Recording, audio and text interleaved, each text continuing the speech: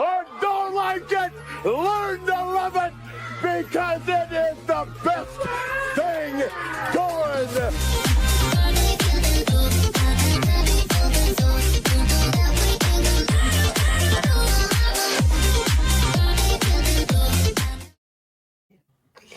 And welcome back to the Boundary Corner podcast and a yearly holiday tradition unlike any other with the state of the program, along with my partner, Brian Siegler. Hopefully to be joining us soon, Jonathan Talley, our special guest, Robbie Compton, our favorite coach, wherever the hell Phil went, because Phil was on here when we hit the button, and now he's gone. It said devices are not connected, so we are having some technical difficulties with Tally and Phil tonight, but we're working through those. But as we work through those, I want to say a big welcome to everybody. This is State of the Program, home for the holidays edition. It is festive in this bitch. So hope everybody had a Merry Christmas, Happy Hanukkah, all the good holidays out there. Whatever holiday you may celebrate. Yes, sir. And I will say, this is a special episode. And we lost Robbie. Hey, technical issues be damn. We're pushing forward, fellas. Special edition, guys, because this is home for the holidays. Pretend that we're at a bar. You're at home for the holidays. You're hanging out with guys that you've known for a while. And you know what? You got to hit that little QR code at the top, and you'll be able to join us and talk a little bit with us, and we'll kick it. We'll sip a little bit, and it's going to be a good time. So anybody that wants to jump on, talk a little bit about these Hokies, feel free to do that, and we're gonna get this thing going, man. We got a lot of circling dudes. Hey, we got Robbie in Clover, Virginia, good old Halifax County. The internet is doing Halifax County internet things. 100%. 100%. And we got Phil Bomas on the Maury, baby. Wonderful sponsor, all-time Hokie. Going to Hokie games since he was in the womb 40 plus years ago. If anybody can beat Phil on the number of years they've been attending games, please join us tonight. But I like what Brian said, and this is kind of the way it's going to be this year. Usually it's like the way it's been the last 4 years we've done this. Right, 4 years. We started in 21. 5 years. We did it in 2020. I don't remember anything anymore. But treat it this year like you're at a local bar with all your favorite reasons you don't remember some of them. It is true. Well, yeah. Hey. Mainly one. I'm not doing a whole bottle of White Label Evan tonight. I've got the Stone Dipper IPAs. It's going to be a whole lot better than that one time where I just blacked out about 2/3 of the way through. Yeah, Hokie football blacked out for like the past 3 years. We need to get back. True. We need to get off the couch. Mr. Tally. I made it. Hey. Stone cold sober on painkillers, though, with all his tooth problems. Man, it's been a struggle over here. They don't work unless you drink a beer. There you go. Or 6, right? Gotta have That's 6 right. That's right. But so ahead, as Brian was saying, like, treat this like a bar. We're here. We're at the bar. We got a big table. Everybody's got drinks or something. Somebody might not be drinking because if he drinks, who knows what's going to happen with his pain medication. And the only agenda we have is what we're each bringing to the table. This is a very loose operation. We're just going to kind of talk through what we're thinking on everything, how things are going, and we want y'all's opinions too.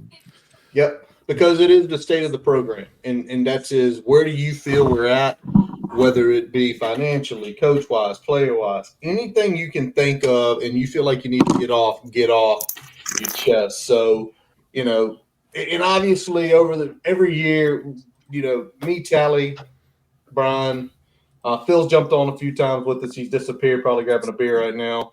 Robbie's jumping on with us. We're going to give you our honest opinions. We're not sitting here. There you go, Phil.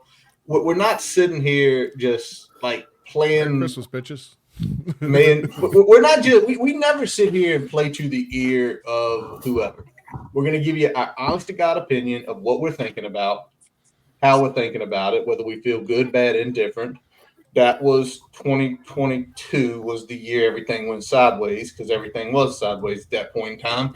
And then this year it felt sideways for a long time, and then it feels like it's not sideways anymore. Still a lot of shit to do, but that's what we want to hear. Whatever you want to talk about, we'll talk about. We lost Robbie again. I see Kevin Yeah, in the background. you didn't lose me. You told me to act like I was at the bar, so I'm making it on.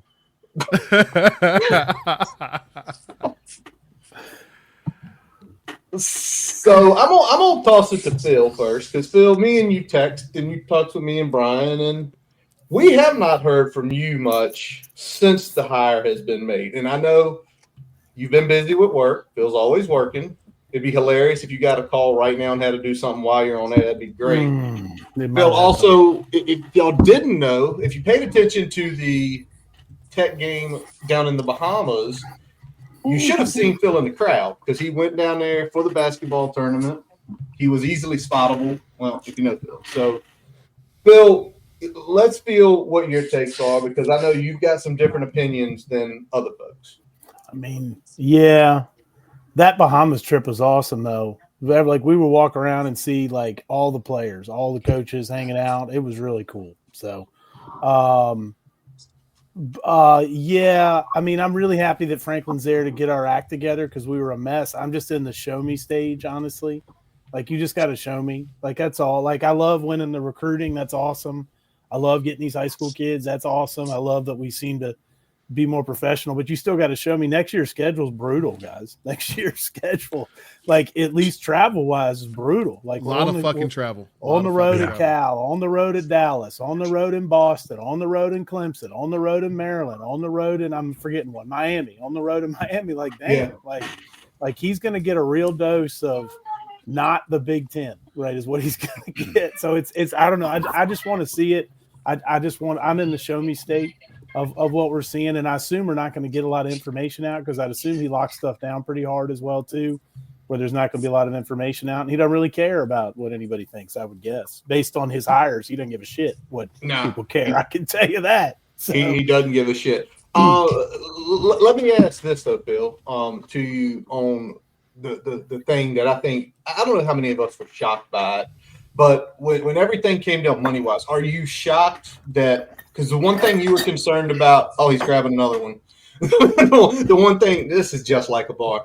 The one thing you were concerned about was, like, the money, and it seems like the next 3 or 4 years, that shit's in – did that shock you? I mean, you – first of all, I joke – I don't joke about when I say Phil has been going to games since he was in his womb. His dad – was an alumni. It was his alma mater. It's Phil's alma mater. And literally he was going there since, but were you shocked that when everything came down that the money just came rolling in? I don't know if shocked is the right word. Again, I want to see if it's sustainable long term because it seems like every program's throwing money at it, right? Like shit, Cincinnati's committed. I mean, no, not Cincinnati. Wisconsin's committed to football now and paying money. Like everybody's committed to putting money towards football because they realize how important it is. So I don't know if shocked is the right word. I just think that I don't think people have been asked. Like Jay Pearson's been on the interview circuit, man. He's been doing great. And he literally was like, it's basically like you got to ask these people for money. Like if the answer, the answer is no if you don't ask.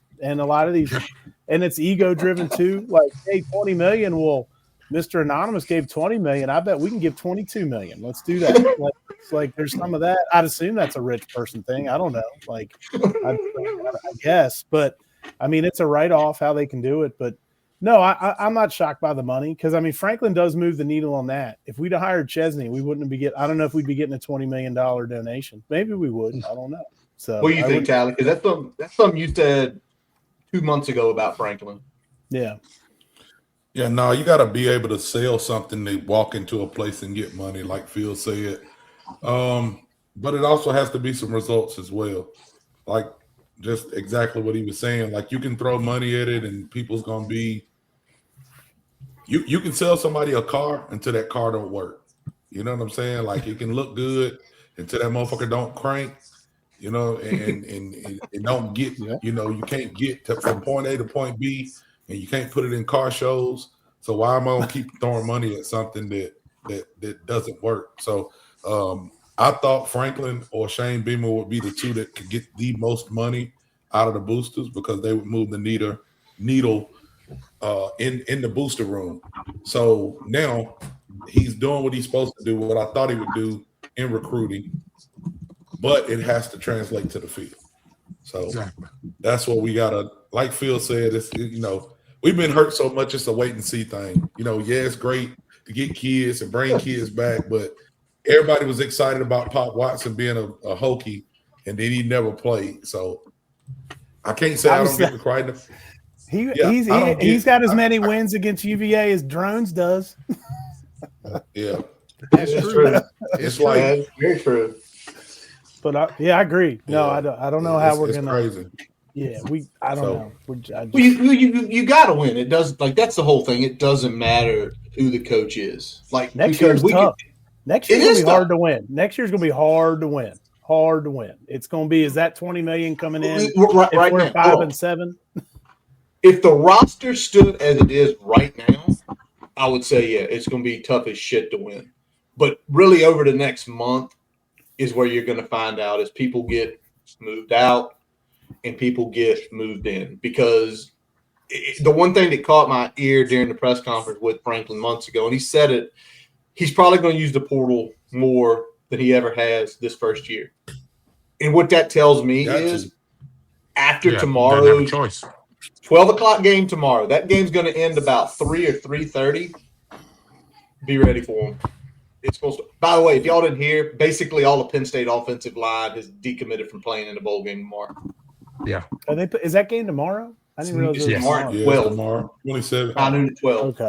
That's sort of the Bowl games thing. are dumb now.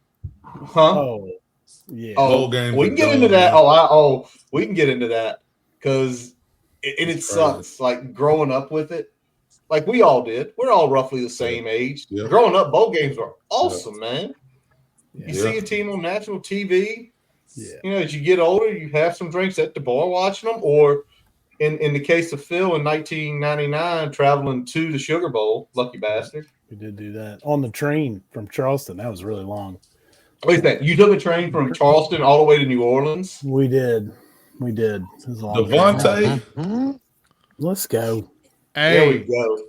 Let's go. Mr. Lester. Mr. Lester. Mr. Lester. How the heck are we? Drinking a Look little at this. shine. Getting a Oh, little Jackson. warmer. Wait a minute. he Go. got the middle name in there today. Little Devontae 2XO. No, this is a running joke that y'all don't know about. That when me and Tally call each other, we have a different middle name every time we call each other. So someday it'd be Aloysius. Aloysius. Aloysius is my Another day. favorite. I knew about Aloysius because Tally dropped that in the group chat from time to time.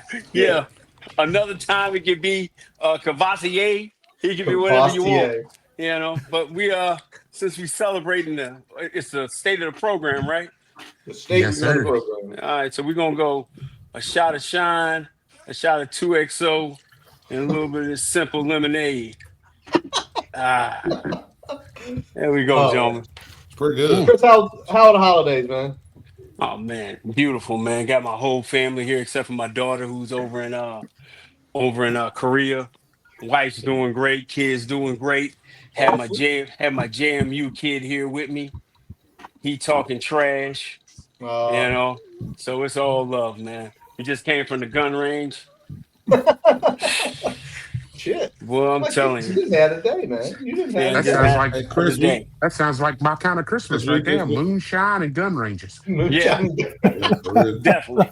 Hey, Definitely, Curtis man. was just Yes. asking us kind of how we felt about everything. Anything you Money feel coming in, state of the program, things like that. From a parent perspective, as well as a fan perspective, what are you thinking about? Because Phil brought up a good point. He's like, next year is gonna be tough. We got a lot of games that we got to travel to. So James Franklin is gonna get introduced to a rough schedule. The money coming in is helping, the recruiting is helping. But as far as where the program is, how are you feeling about it? Well, as a parent, I'm excited because I came here to win, So this will be my third year in the program. My kids had a, y'all know, red shirt year, and then he had a medical year this year. So I'm just about winning, and I think that's huge for him, and I think that's huge for the program. There's no other fan base in the country that deserves a winner more than Virginia Tech. We're loyal, we're faithful, we're gonna pack it out. So I'm excited about that. As a parent, um, I realize that every year it's a 1 year contract. Yep. Every year they sign it, and they get another year to have the ability to play football and finish their education. So I think this is the best year for any kid in our program because you're going to have the eyes of the entire nation on you. Last year when Bill Belichick went down to ACC, everybody was crazy about UNC. Everybody wanted to see him. Everybody wanted to talk to him. Well, we get our version of that just on a bigger level because he's won on the college level. Bill had the nostalgia and the prestige and everything that came along with him winning in the NFL, but he didn't do anything in college. James Franklin was, no matter how much as we follow on X, the Penn State crybabies over there talking about, oh, he sucked, he was this, that, and the third. We tired of going 6-6. We would love to have multiple 10-year seasons, 10-win seasons. You know what I'm saying? We'd burn the whole damn city down if we had 10-win seasons again. You know what I'm saying? So all this, he doesn't win the big games. A lot of people lose the big games. Hey man, truth be told, y'all can flog me later. Frank, a lot of the games we talk about, Danny Cole caught it, right? All the other stuff, we lost some damn games. I just had my taste of it with Miami a couple years back. So you're gonna have the entire country's eyes on you. Everybody's been humbled.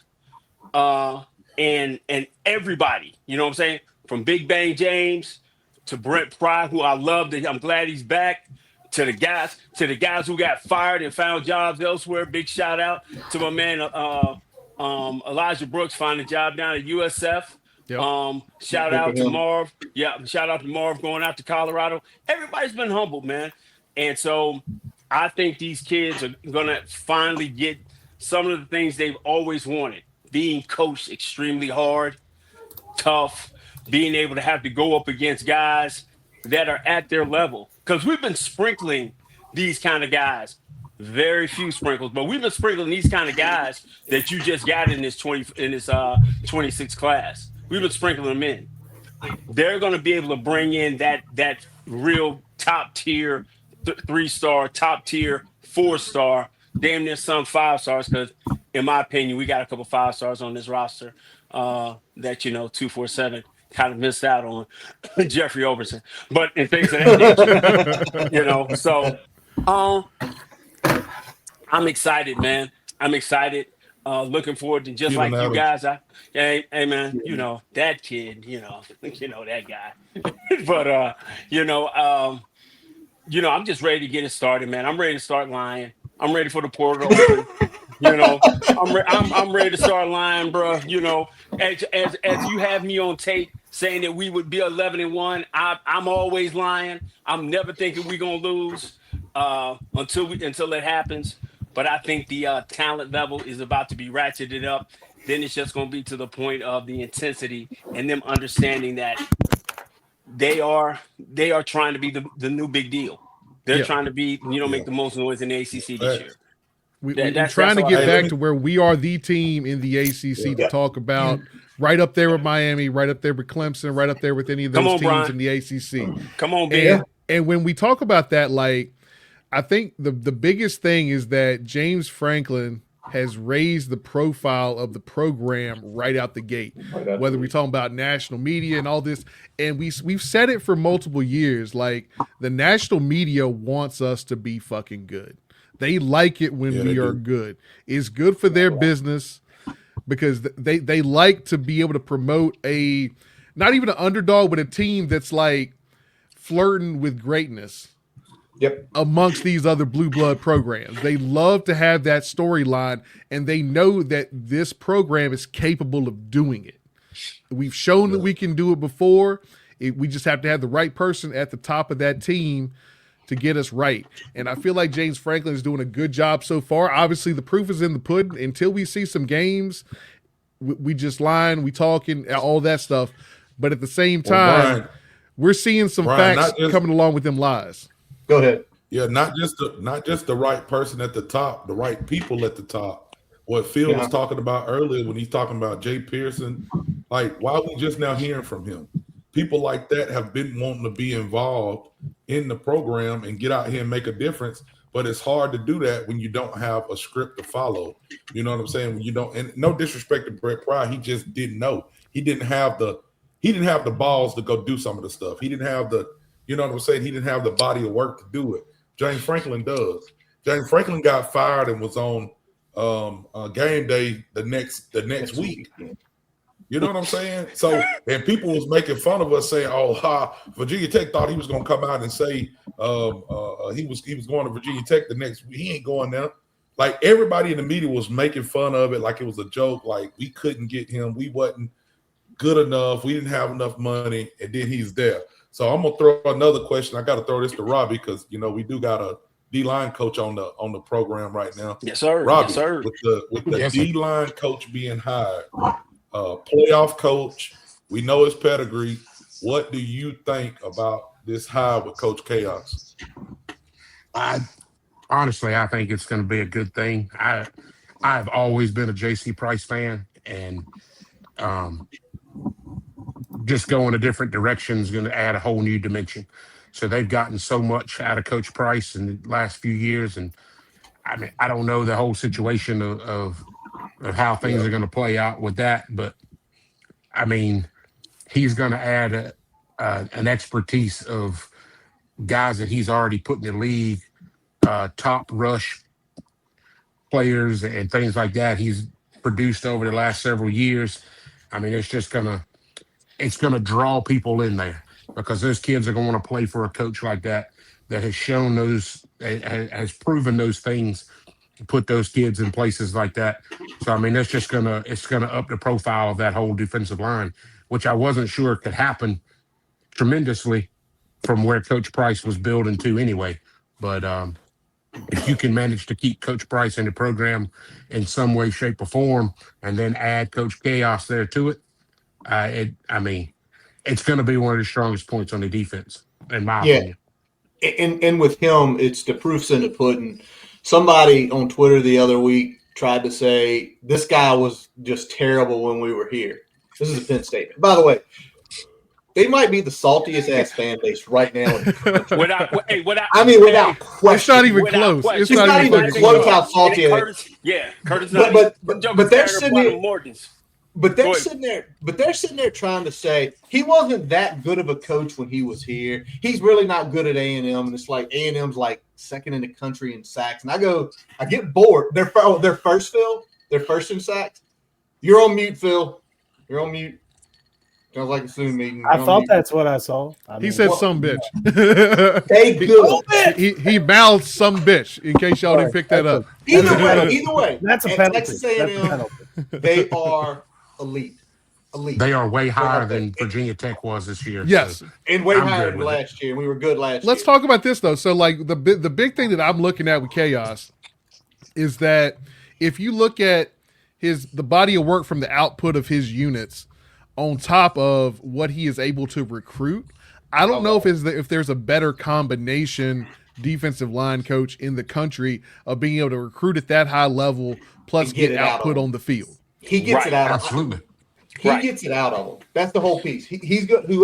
The talent level that he has in that room, he will extract every single ounce. And you see that because worst he's ever had is like 30th. Yeah. His first season at Penn State, they were 30th. That was in 14 coming off all the shit. They were 30th. Right. And then they hit it while he was there for 5 years, 6 years. They led the country twice. They were top 10 two other times. They were been elite down at A&M. So if you bring in talent, he's going to get it out of them. He's going to get them drafted. I mean, it's the selling point, right? I mean, Robbie, you had a 4-star defensive lineman you played for years ago. And it's like – I mean, go ahead. If you look back at his record too, and he's not just recruiting guys that do his thing. He takes guys that do things well and he teaches them how to enhance that. It's not just a specific guy that he brings off the edge and does one thing.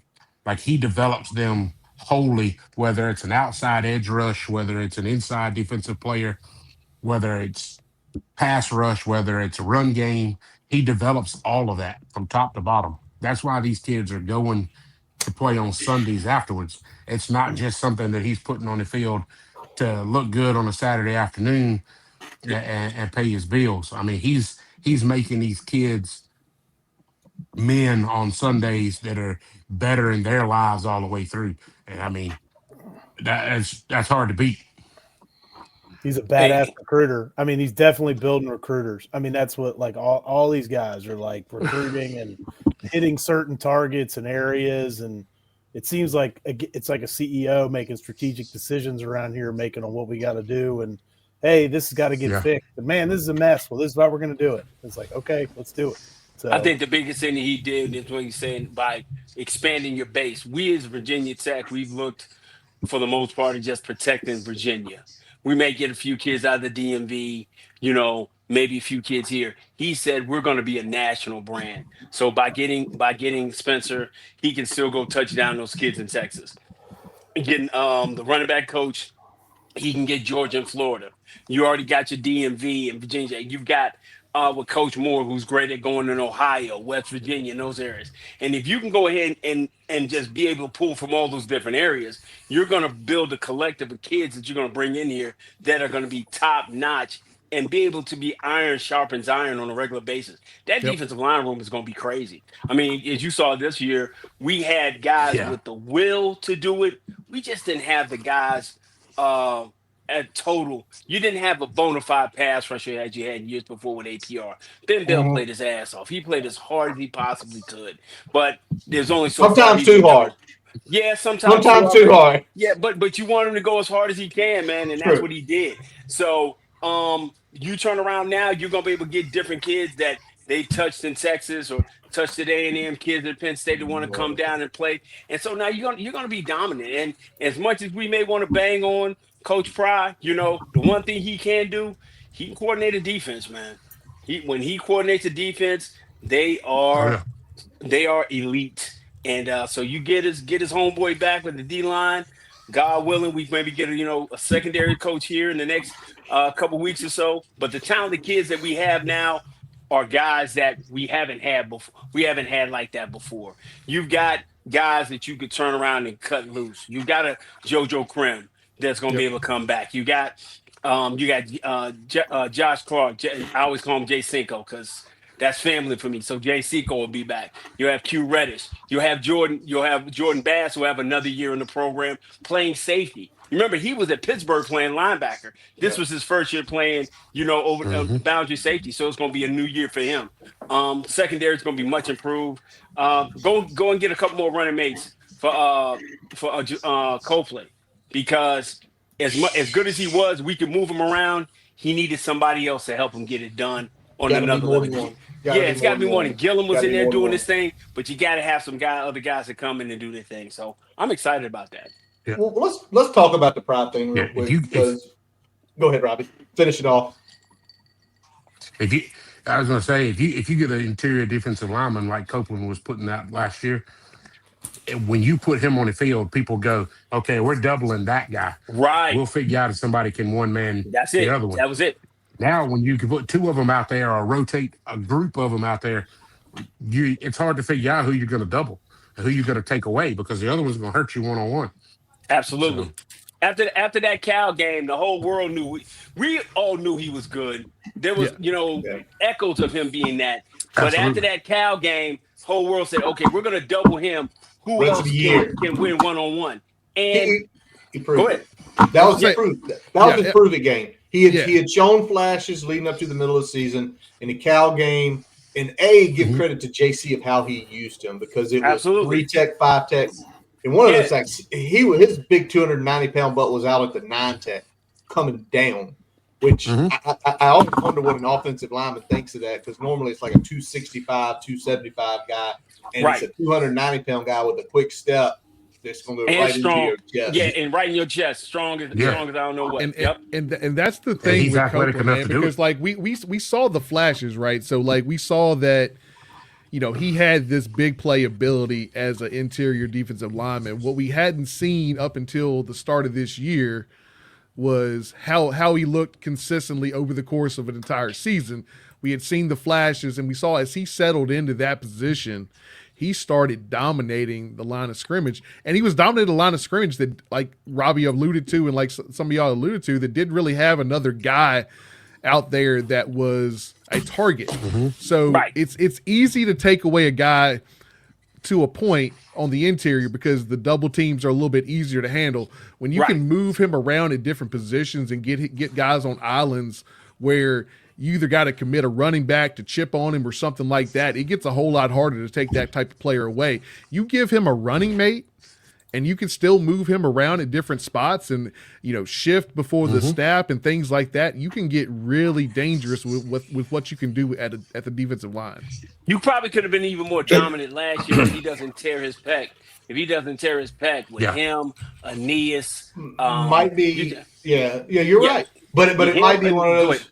But it might be for like Chaos coming in and Franklin coming in. It might be the blessing in disguise, because I think, as good as he is, I don't think he's there. He's not going to get on draft boards above like 5 or 6. He's just not. They're going to probably say, go back one more season, finish your time off, which benefits us. It probably benefits him because of like what Robbie mentioned a little while ago with Coach Chaos and how he can adapt to guys like that. Yes. So that's the big piece. But I want to kick back because we talked about Brent Pry, and it's got to be discussed. And yes, we have discussed it. But again, we're at a bar. We're having drinks. Join us if you'd like. Hey, there's some seats at the bar. So if y'all hit the QR code, there's a link in the chat. Y'all want to join us at this bar, talk a little shit, feel free to do that. Hey, I want to add too. We got plenty of room here. I want to add too that, like, have we, and tell me, I've had a few beers. Have we had a time where we've had a dominant or at least above average defensive tackle and an above average defensive end at the same time? Yeah, we just had Settle, like in Powell, like in our who else? Who am I? Aeneas people. Aeneas people and Pot. We just didn't have nothing around. We just didn't have an offense that could score. We didn't have any linebackers to support them. Like check this out. Check this out. When you go look at the numbers from last year, this year I think we had 19 sacks or 17 sacks. Yeah. It's either 17 or 19. I have to go look. That was for the whole year. Last year, APR had 16 sacks by itself. Yeah, right. And half of them were in like 3 games or 2 games. Yeah. So the thing is, and I've been waiting to throw this out too, because so many fans jump on this. Now, I'm always about good coaching, but I'm also about I want a coach that can recruit. Every coach has to be able to recruit because I gotta look at Miami. They're the best in the ACC, right? Can we say that? Miami, not even fight. Not even close. Although SMU beat them. Where's New King? Where's New King? Get New King in the fucking chat. Hear Tally say that. Yeah. So Jason Taylor is their defensive line coach. Yes. You know who he was coaching before Miami? No clue. High school. In the NFL, he was in high school. You know what I'm saying? What did he do before that? Of course, everybody knows he was a great NFL player. It doesn't matter how great you can coach if you got good players. I think last year everybody on his defensive line was a All-American or All-ACC player. Across the line, you can't double nobody. This year, when you go look at them and you get deep in the games, people don't understand how big of a deal it was for Jeffrey Overton to score a touchdown against Miami. Oh, yeah. Absolutely. Their defensive line is one of the Their defensive line is one of the best defensive lines that you ever gonna see. Like Ruben Bain is a monster. What's the dude? Mizador is a monster. The other Mizador is everybody on the defensive line. Their lines are always always. Dude, they had Tyler Barron last year. So this is the thing. That's a NFL line that they have. Yeah. It doesn't matter how good of a coach you are, how bad of a coach you are. if you line those dudes up, they're gonna go eat. Now, if you Yep. do have a coach that can go, if you do have a coach that can go and get more out of them and they can coach them up, you know what I'm saying? Because JC's been working with, I say, bubble gum and bow and arrows. You know what I'm saying? Come on, man. Chicken Come shit on. and chicken salad. Come on. That's right. Yeah, we got to get kids from, whatever. And no disrespect to them, but like some of these kids ain't NFL guys, but JC got a lot out of them. If you can get a coach and you got the money to go and pay a kid and get him into the program and say, hey, man, we just want to be your stepping stone to get you to the NFL. Because that's where he going, like Tyler Barron was, like Ruben Bain was, like Mesidor was. We got to get those players. Once we get those players, you can get the coaches, but you got to get the players. This has got to be it's got to be a training ground, is what you got to say. It's got to be a training ground. Yeah. This is where it's got to be, and it's like, so I've got a two-sided question to that. And so, like, one, do you think it was an advantage for Jason Taylor coming from a high school setting, having to? I'm not saying high school kids are dumb, but they're dumb. Having to dumb down stuff sometimes on defense to simplify stuff. To be like, hey, like in ChatGPT, explain it to me like I'm an 8th grader. Like, do you think that helps coaching Miami's ultra talented dudes? One, and two, is it harder to get like a 5-star that's always dominated people to like take that coaching then versus a Robbie, 4-star, 3-star? So tell me. Robbie, I'm gonna like, let you finish. Robbie, I want you to finish it up, Go, Robbie. Rob. Yeah, go on, Rob. Yep. I was gonna say, Robbie, let me say something. Let me Go say ahead. something, then you can finish it up when I say. I'm gonna say a dog wants to run with a dog. It don't matter where you been. It don't matter how you been. Like when somebody looks at Jason Taylor, first of all, that's a big motherfucker. Like that's an NFL player. He could still play. Him standing over you and talking to you, you're probably gonna give him a little reverence. But for him knowing what he's doing, like you got to have some kind of background to show me that you know what you're doing. So when he's talking to those guys, they want to go play for him. But also, it's money. It don't matter, but it's not just him. Miami has been able to go out and get the best players because they were willing to spend money. Go look at Cam Ward. It didn't matter where Cam Ward went. He probably was going to elevate the team that he played on. Who is the offensive coordinator at Miami? Do anybody know? Without looking Shannon at Dawson. No clue. I do. Oh, okay. It don't fucking matter. It don't matter. It don't matter, Curtis. It don't matter, Curtis. And then you got Right. Carson. And people talk shit about Carson Beck. Carson Beck is a national championship quarterback. Like you had Cam Ward and Carson Beck. Right. Come on, man. Now, Robbie, let's go back to what the question he asked about defensive line coach. Go ahead. Now, it's one thing there with defensive line coaches too, but like I've been in coaching for 20 plus years now.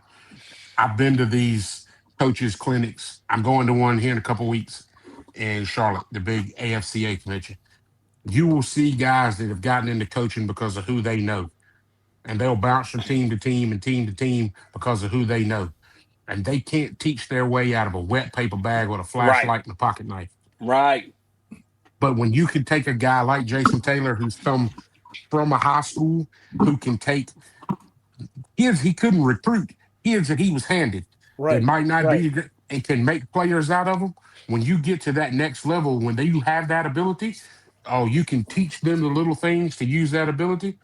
Hell, I've been tricking people for years thinking I was a good coach because I've had spectacular athletes. Look, I'm just damn it, telling you, it's live now. You're live. This is being recorded. Cut that out. Okay. Edit that. I want to bounce. But I'm gonna bounce on what he says. I think if you turn around, if you've been an exception, it's hard for a lot of elite players. Like we've always seen, like let's just say basketball. Magic Johnson could never turn around and be a really good coach, right? You always saw that, like Michael Jordan said, I could never coach, right? Because they just did things extremely well. Jason Taylor walks into the room, right? Like Tally said, he's a huge dude, but he walks in there with the pedigree of what he did in the college, what he did in the pros to turn around and be a Hall of Famer. And then he just gets excellent talent, extremely talented players. And he's just teaching them what he knows. And then everything else he's learned from all the different places he's gone. Those kids are going to be like, hey, that's Jason Taylor. We can at least YouTube and see him what he's done. But the thing that Cristobal has done, he made it his number one point to make sure the trenches were stacked and loaded. Mm-hmm. He knew he could go get skill. This is the one thing I realized. There are a ton of skill players because it's pretty. Everybody want to be outside. Everybody want to have the ball. Everybody want to juke somebody in space. But the guys on the inside, that's where the money's made. That's where the magic happens. Absolutely. And that's what we've been missing here for the last 3 years. Up until Matt Moore walks into the building, and then you turn around and get this haul that you get with James Franklin, understanding building the trenches is the deal. Yeah. This is going to be a much better football team. I know we still haven't touched on Brent Pride. Let's We'll touch get on there Brent Pride eventually. before. Don't worry about it. Don't worry about it. We'll get there. We got that on the menu. Well, Yeah. I don't. Yeah. We can talk about Brent. Like Brent Pry conversation will last from now until the end of his career. Like it will last forever. And I saw the note out there. Shout out to Kellen Gillum Jr. Without question, because he was like the backbone of this thing. That dude walked in as a man, as a general, saw how things were going, would not let the ship go totally off.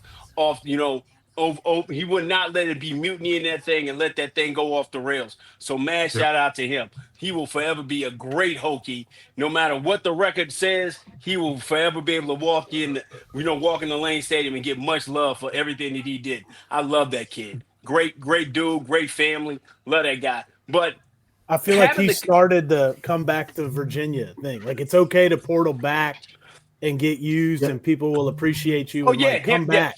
Him, We yeah. want you back. It's like Give it anything APR. like, oh, you're going this place. Well, we'll see you in 2 years. Like, see you. Yeah, See ya. I think Enjoy. I think he went out, saw what it was, but he knew he could be great at home. Yeah. That was a big thing for us about being great at home, and I think he saw that as well. And he's been a great ambassador for the program and for everything.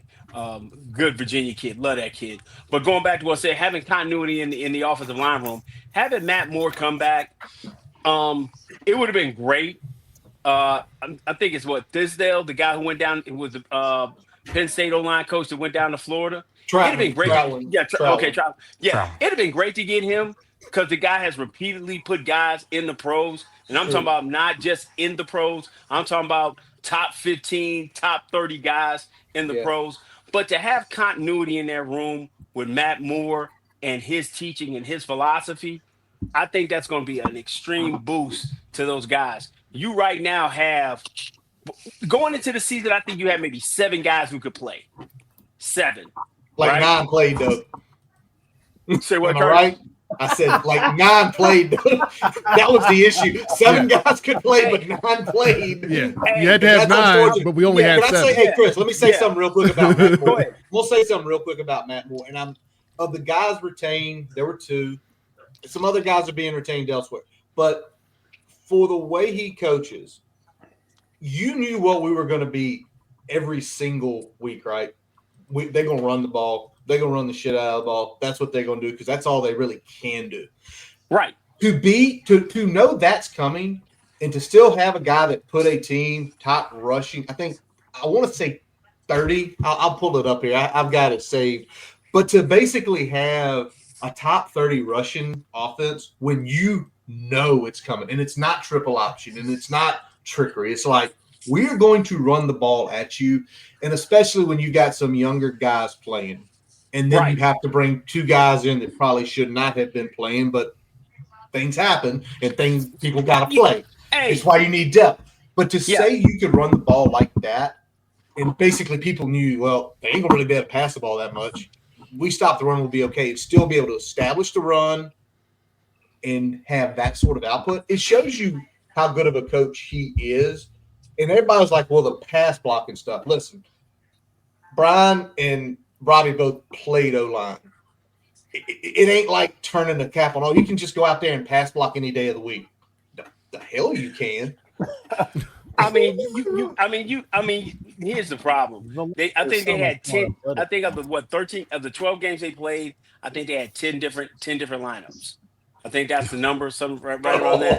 That's Yeah. pretty close. Probably Yeah, close. That sounds legit. What's the problem with that? Whatever. I mean, Fine. that's just how you drew it up, Chris. Yeah, hey, listen, I'm a staunch believer that to me, this is me, okay? I felt like those guys gave everything they had this year. They gave every bit of everything they had. That You know, Miami game alone, the Miami game alone, and how much we ran on them. Like Man. Tally said, like we crushed Miami on that game running the ball. If we could throw the damn ball. Listen, Aiden Lynch will be able to go down one day and tell his grandkids, "Hey, I blocked against Ruben Bain." You know what I'm saying? And you know, he whooped my ass, but I held my own as much as I could. You know, I just think that you turn around, you take those kids from being thrown into the fire the way they were.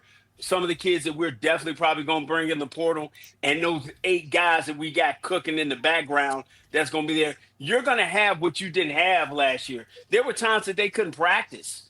They couldn't have full live practices because they didn't have enough bodies, man. That's we are now officially. I've always felt we've been a Power 4 program, but we're really an official Power 4 program, man, trying to do some big things, man. So I'm excited about what Matt Moore and them are going to bring this year in the offensive line room. I think those guys are going to be better for it. They're going to be battle tested. 194 against Miami, over 5 a carry against that D line. But if you look at Miami's the rushing yards they've given up all year, nobody's done anything like that. Nobody did anything close to it. Nobody. Nothing, not even close. I mean, look, Hey, Danimal. The Danimal in the house. What's up, baby? Oh, there you go. What's up? There you go. The crib is the crib. The crib is the crib. The What's up, crib homie? is the crib. How we living? We good, man. We over here. We drinking. If I had the deck set outside, we'd be smoking. But you know, Cheers. You got that Shure MV7 Plus plugged in, Dan? Nah, man, it's gonna take some setup. Dan, Santa Claus was good to Dan on the podcasting front. It'd have been 10:45 before I got on here if I got home and tried to set that thing up. What's up, brother? What you been doing tonight? Man, I just be in these streets, man. Just out here, outside, doing my thing, chilling. Hey, now you having some drinks with us? What you drinking on? No, I'm drinking some water. I'm drinking some water. Staying right now. hydrated, baby. What the hell is that? That's Yeah. smart. what the fuck is That's this? good. Water? Hey, Brian, can we, Smart. Hey, what the address fuck something? is The this? fuck is you doing? Unless you Can Water? we address something right quick? Don't Can we drink address too something much right water. quick? What are we addressing? Oh God. Stephen Colbert or whoever 296 Oh, put yeah. his comment up. Yeah, No, right not there. that one. The one before that. Not that the one? one before that. Yeah, fuck that guy. Why? Coach What happened? Montgomery, Why? I hope that he goes and coaches at the worst middle school, and his team never wins Let's a game. go. Whoa, here we This go. is Let's get into sober it. guy. we Sober can keep guy. it Let's real. go. Come on, sober Yeah, guy. let's keep Why? it real. Go ahead, Tally. Coach Montgomery coached like a different. Now, again, I bet it was tough. You know what I'm saying? You had people leaving. Yeah, people leaving the team. Getting in the transfer portal. Coach gets fired, but you accept the role of being the interim coach. Your job is to go and coach, and you're supposed to be coaching to get somewhere else. For the energy that he put on the field in the games that he won, to the energy he put on the field in that UVA game, he can go somewhere, and I never got to see him coach again. I mean, we didn't have no halfback pass. We didn't do nothing. You never pulled the quarterback. Like, what do you have to lose? The team is better than you, and you got beat 20 to 27 to 7. 27. Come on, man. We didn't do nothing. We didn't even try to win the game. And it was more games than that, but definitely a game. I just feel like this just could be me and my feelings. When James Franklin got announced as the coach, I think he got in his feelings. He wasn't considered for nothing, and he coached different. We didn't make no changes. We didn't do nothing. But the UVA game pissed me off more than anything. I'm cool with you losing games. It's a losing season. Whatever. It is what it is. But that UVA game, for you not to change anything up, not to go to a different quarterback, not to give me any different plays. Well, we couldn't do any plays. Yeah, you can. You could have fucking hiked the ball over your head and did a annexation of Puerto Rico. You was gonna lose anyway. Do something fucking different. I'm just saying. So no, we are not giving. We are not giving shout outs to Coach Montgomery on here. He was gone, Pitch to man. Johnny. You can't pitch to Johnny. Bro.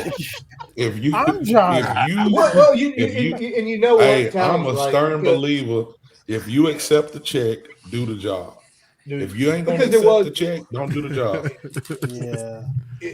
I know what Maybe you're he knew saying he wasn't because- auditioning anymore. He knew he'd failed that audition and his Well, going to be the key grip. Exactly instead what of it the was. main guy. Yeah, But the I whole mean- thing is like with that game, though. You're right. It's like, what can you do? Well, go. Okay, all you're gonna do is get to 4 wins. Go screw their season up. Do some wild things. Change quarterback. So Rotate quarterback. So Half that's that what y'all pass, want. triplets. Above all else, y'all just wanted to try to screw UVA's season up. That's all you. Just and just do try. something. It make a difference, right? Do Okay. something. Just be a headache, be What a else pain did in we the have- ass. Don't what else did just we have to don't play just for? go out there and do the same thing you did the last What else? 3 weeks and call it a day. What Go else out was there it? and try to ruin their season. Yeah. If you got it in your bag of tricks, I need to see it on the field. That's what that game should have been about. Okay. There was no reason to leave anything in the bag.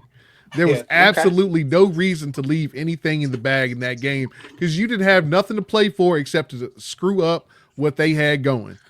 And we just went out there and we did what we did. Kyron was 4 for 16. 4 Well, for 16. We can't I put don't think another we. quarterback I don't think in. we brought another quarterback with us, right? We just had him. No, right? no, Oh, no. that We, may be we, true. we had we had we had enough, we had a couple of quarterbacks. There were. but- Oh, yeah, there were. That was. Go ahead, Chris. I feel like you're about to say something. I think If Chris you need got to something go he wants off, to Chris, jump go in on off. here. Just go ahead, Chris. This is taped. I have a vested interest in this program, He's on. and I've Top already rope. got one on tape that I'm probably like I had to eat crow about. All I'm saying is this: we can all speculate from what we saw that he may have gotten in his feelings. But you got to think about it. There were some things that he got dealt to him God. that he had no idea that he was going to get dealt. So I'm always going to have love for Monty because for me personally, this is just me personally. He didn't have all the weapons that he needed to make this thing go. That's fair. And there were Okay. things above him that he could not move to even get people in place to Okay. be able to run his system, run his okay. system. So you Okay. got to look at it. He turned right. He wasn't going to get the. We love Kyron, and we were just to the point of he wasn't able. We were saying the O-line did have his deficiency in pass protection, and that's a different thing that you got to end up having. If you can't pass protect, it's hard for a guy to get the passing game off. I So agree. I he agree. adjusted his offense to the best that he could do. And I know Tally just wanted him to go out there and do some damn little giant shit so we could try to just be a thorn in UVA's side. But it all worked out in the end. It all worked It is a out in good the point. end. it is a good point. UVA got a big egg on it. Get big stupid face plant for losing to Duke. They Everybody didn't was get a chance to watching. go. too. Yeah, Everybody watched it. Everybody watched. We watched it to the end. We thought Duke was trying to give it away. They didn't. And guess what, man? It all worked out. It's They true. lost. We got James Franklin. They all know we're about to have all the recruits in Virginia back. So salute. We're not gonna hate Monty forever. ACC Just after look dark at it. always The, delivers. the only thing I'm gonna say is that like Go coach at Kickertan High School. this is a guy Monty at this point. Monty had already taken the 6 shots, right? He had already taken the 6 shots. If I'm going out, I'm not going out with any bullets left in my clip. That's all I'm saying. I just don't think he cared. I don't think he cared about the rivalry. Like I don't think he gave a shit. Nah. I don't think he gave And I a get shit it. Some of the players about the didn't even. He rivalry. did not. And that Yeah. Miami game the week before was like we were all in on that. Like everybody Yeah, was all in. national Like TV. we were all Yeah. in, and then UVA is a letdown. And UVA is good this year, better than us. Not going better than us. Yeah. That sucks to say, but they were better than us. And fuck, it's like Mike London wasn't their coach. They didn't fuck it up. If Mike London had been the coach this Hey, man, year, they would have screwed it up. Tony Elliott looked real funny coming into that locker room. He didn't even look like it was natural for him to hold the Commonwealth No. Cup. We'll get that No back idea. next year. Don't worry about He's it. like, Don't worry about it. all right, here What it is. what am I supposed to do with my hands? What do I do with my hands? How do What I am hold supposed this to do with thing? it? How do I Yeah, hold what am I this? supposed I don't to know. do? Don't Yeah, worry, you ain't holding another trophy after that, player. no doubt. I guess my thing is with Monty, like, yeah, he got a hand dealt to him that he wasn't expecting, but at the same time, like, You took the offensive coordinator job as a former head coach at a school with a hot seat coach, so you knew there was a chance you might be running this thing at some point. Now, it happened sooner than he probably thought, but by the time we got to the UVA game, and I work in food and beverage, I have several staff members under me. I am the boss, but I tell them the number one rule in food services: if you don't give a fuck, act like you give a fuck. You can't let them know you don't care. And that last game against UVA, it looked like shit. I'm about to be out of here. Like, it just, you know what I'm saying? Like, you didn't. Cancun on it was 3. 1, nothing. 2, 3. Cancun. I mean, they filled up 3/4 of that stadium. Good for them. Fuck them. Fucking 10-win team, 3/4 full. Fuck 3/4 full. Man, look at the way the damn ACC championship game looked. That's pitiful shit. The ACC needs to learn from all these other conferences. You feed your big horses. And when I say by that, hey, they're about to win this game. No, they're not. Holding on the offense. They ain't winning this fucking game. Back them up. They are not going to win this game. I feel like the ACC should go to campus sites. We're so that shitty. happened to us last year against Yeah, Miami. apparently we do not have plot armor, Curtis. We do not have plot armor. Yeah, At least not yet. Well, when fed you the fuck big up and horse lose to last year. Vanderbilt and Rutgers, then you don't get the benefit of the doubt. Hey, whoa. We lost twice. A lot And of teams Purdue. lost to Don't Vanderbilt forget this year. Purdue. Vanderbilt was solid, man. I wanted Pavia in there. No, that was Vanderbilt- 23. Purdue was 23. I know we lost to them too. Like, that's hard. Purdue, Rutgers, Vanderbilt, like shit. Throw in. I don't know. Yeah, Old you don't get plot armor when you're losing to Purdue and Rutgers. Right, I get that. Let's talk about how the Purdue game was the fucking worst game that I've ever been a part of. Who else was I there? never Me, even Curtis, wanna and Tally hear was there. Who Purdue. else was there? It was I was horrible. there. Because My- I remember was- I posted a picture of a dude in rain boots and said, "What's he think it's gonna be a monsoon or something?" Because it was sunny and It was a 72. monsoon. And It then wa- I had it to was a retract my damn- statement. I thought it was a Dan said, hurricane. "You know what? Delete that tweet." I had to Yep. apologize Yeah. to whoever that was. I didn't Definitely know. was a hurricane. It was That I bro think looked it- at the Weather Channel way before anybody else in Blacksburg looked at the Weather Channel because Dude, it was I thought horrible. there was going to be some rain. I didn't think it was going to be a damn monsoon come It was a in. It microburst. was bad. So Hill standing I in w- standing in south end zone, getting hell pelleted on us while we're trying Yeah. to wait this thing out.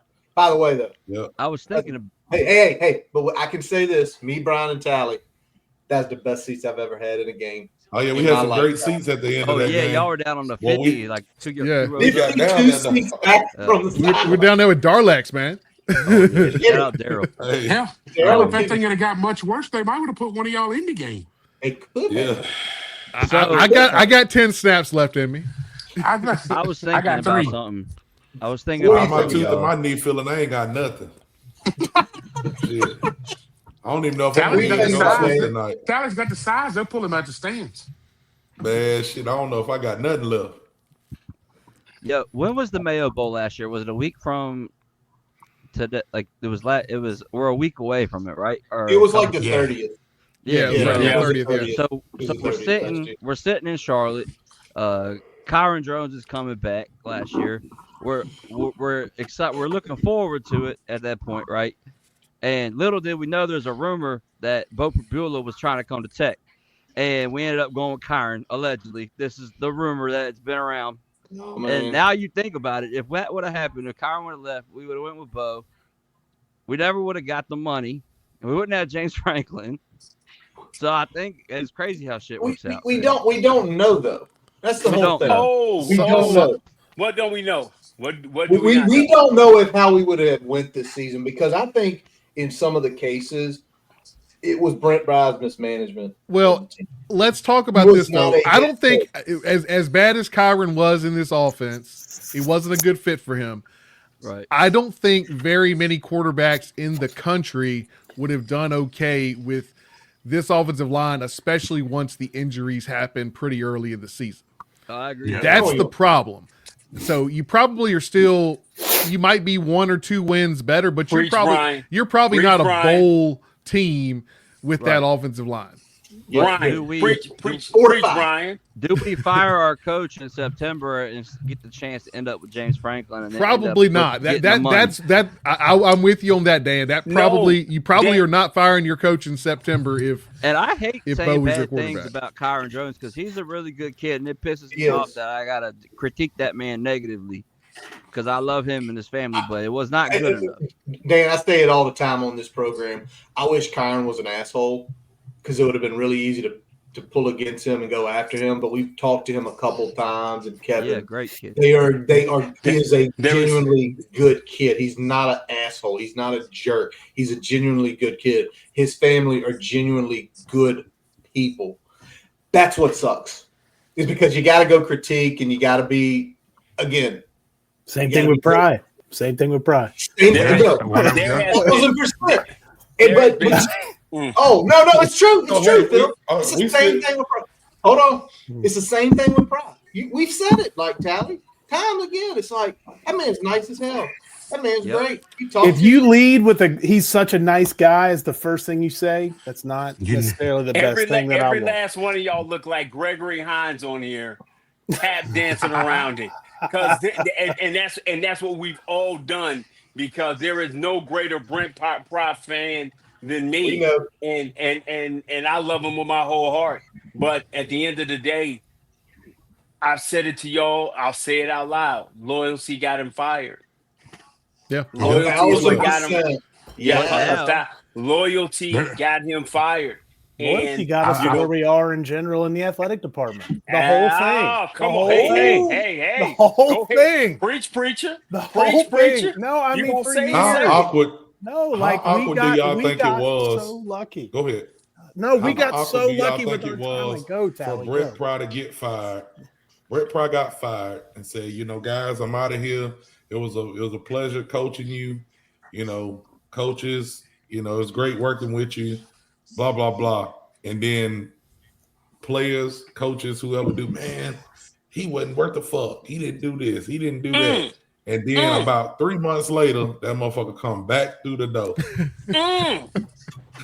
Well, Hey, How the last, awkward do y'all think that was? I'm gonna tell you the Well, hold the on, last hold on, time- hold on. Go ahead. Chris, hold on, Dan, stop. go I ahead. know how awkward it Real is quick. for me. we got our man down in the I was tearing him up. I was tearing him up. Andretti to pull it in. Andretti, one of our loyal listeners, he has pulled up to the bar here. First of all, Decked out in Philly, baby. Decked Decked out out. in Philly. we had the long conversation. How does a Philly fan turn into a Hokie fan? He's like, I was so and so years old, and I watched Michael Vick, Michael and Vick. that was it. And that was it right there. Andretti, it's a lot of appreciate people's you stories. A hopping lot of on people's us. stories. Bruce Smith, actually. Bruce Bruce Smith. Smith? Okay. Were you in the womb? What do you mean, Bruce I'm Smith? real You're not old. I that just old. look young. No. I just look young. All right. That's an AI filter. Andretti is on the Black Don't Crack path right there for sure. Nah, I'm 45, man.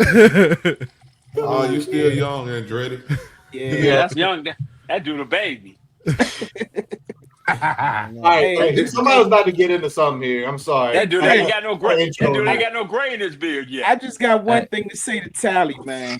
Oh, Y'all shit. letting Tally get away this year. Tally was all for these guys, man. Quarterback won. He was all for these guys, man. No. I, was I way seen it. Yeah. I seen it early on. These guys ain't. Man, we playing Yeah, with damn Andretti good said players, it. I got man. it. I mean, I gotta go with it. Andretti said this ain't it. Some of these coaches ain't it, and some of these players ain't it. And I was like, man, get off that ledge. We're gonna be all right. I was And wrong. now- I am now- a man that's easy to say. I was wrong. Marv is about to get Dion fired from Colorado, man. Nah. I don't think Dion. Andretti, trust me. Nah. Marv's a little bit better than what y'all think he is. Dion Don't- does not need don't- Marv don't- Phelps to get fired. Wait, Yeah. I need to hear more about that. Nah, Andretti. Go ahead. You give Marv the ability to focus on just his linebackers, and Marv's going to be a whole lot better off. We were just talking about with Pry and all of those things, and I got to get up off here, so I'm going to leave this with this. When it comes to coaching, where I'm at, there's an understanding that you can be a good coach and not be a good head coach. You can be a good coach and not be a good coordinator. And I think Pry understands that very well. He's a good coach. He's a good coordinator. He was not a good head coach. And that's what's going to make it easier for him to step back in there because he understands when those people are talking about he wasn't a good head coach, he knows it. His dad was a head coach. His dad's a football coach. They know those things. You can take their criticism and put it in however you need to. And he understands those things. Marv is going to be the same way. He understood that he was in over his head, jumping in as a DC right then. He's going to go back. He's going to build on the things that he didn't figure out before, and you're going to see him again somewhere. It probably won't be in Blacksburg. No. Yeah, He went to Colorado. but what I'm saying as a DC and things like that, he's going to build his way back up. People are going to get it in that. I hope so. That's a good dude right there. Yeah. Oh, he's a really good guy. But We're just going to go with we're that. leading with a good guy. Like I don't. But Phil said, "I need an asshole. Give me an asshole. I need to hear the first thing out about me. He's a winner. I don't care if he's a good person." There's just been so many problems with our program all over the place that it's like I don't know. Hey, show me. The other side of that though is what's going on in Michigan. So I mean, You mean the national championship 2 years ago? No, I mean, Milk coach getting fired for. I'll take a national championship 2 years ago for all that bullshit right now. Nah, right now. No, you wouldn't. Yes, I would. You don't have one, man. Virginia Tech has 0 championships. I will take it. You are not taking available. You're not taking team scandals. You're not taking. Go ahead. In the womb, he don't care. He been going to games since he was in the womb. Okay. I'll step back. Football. I look. My morals are compromised when it comes to things like this. Hey, at least you honest about it. Once we win that first national championship, we're gonna go straight edge. We're gonna be fine. Hey, listen. This how I look at it.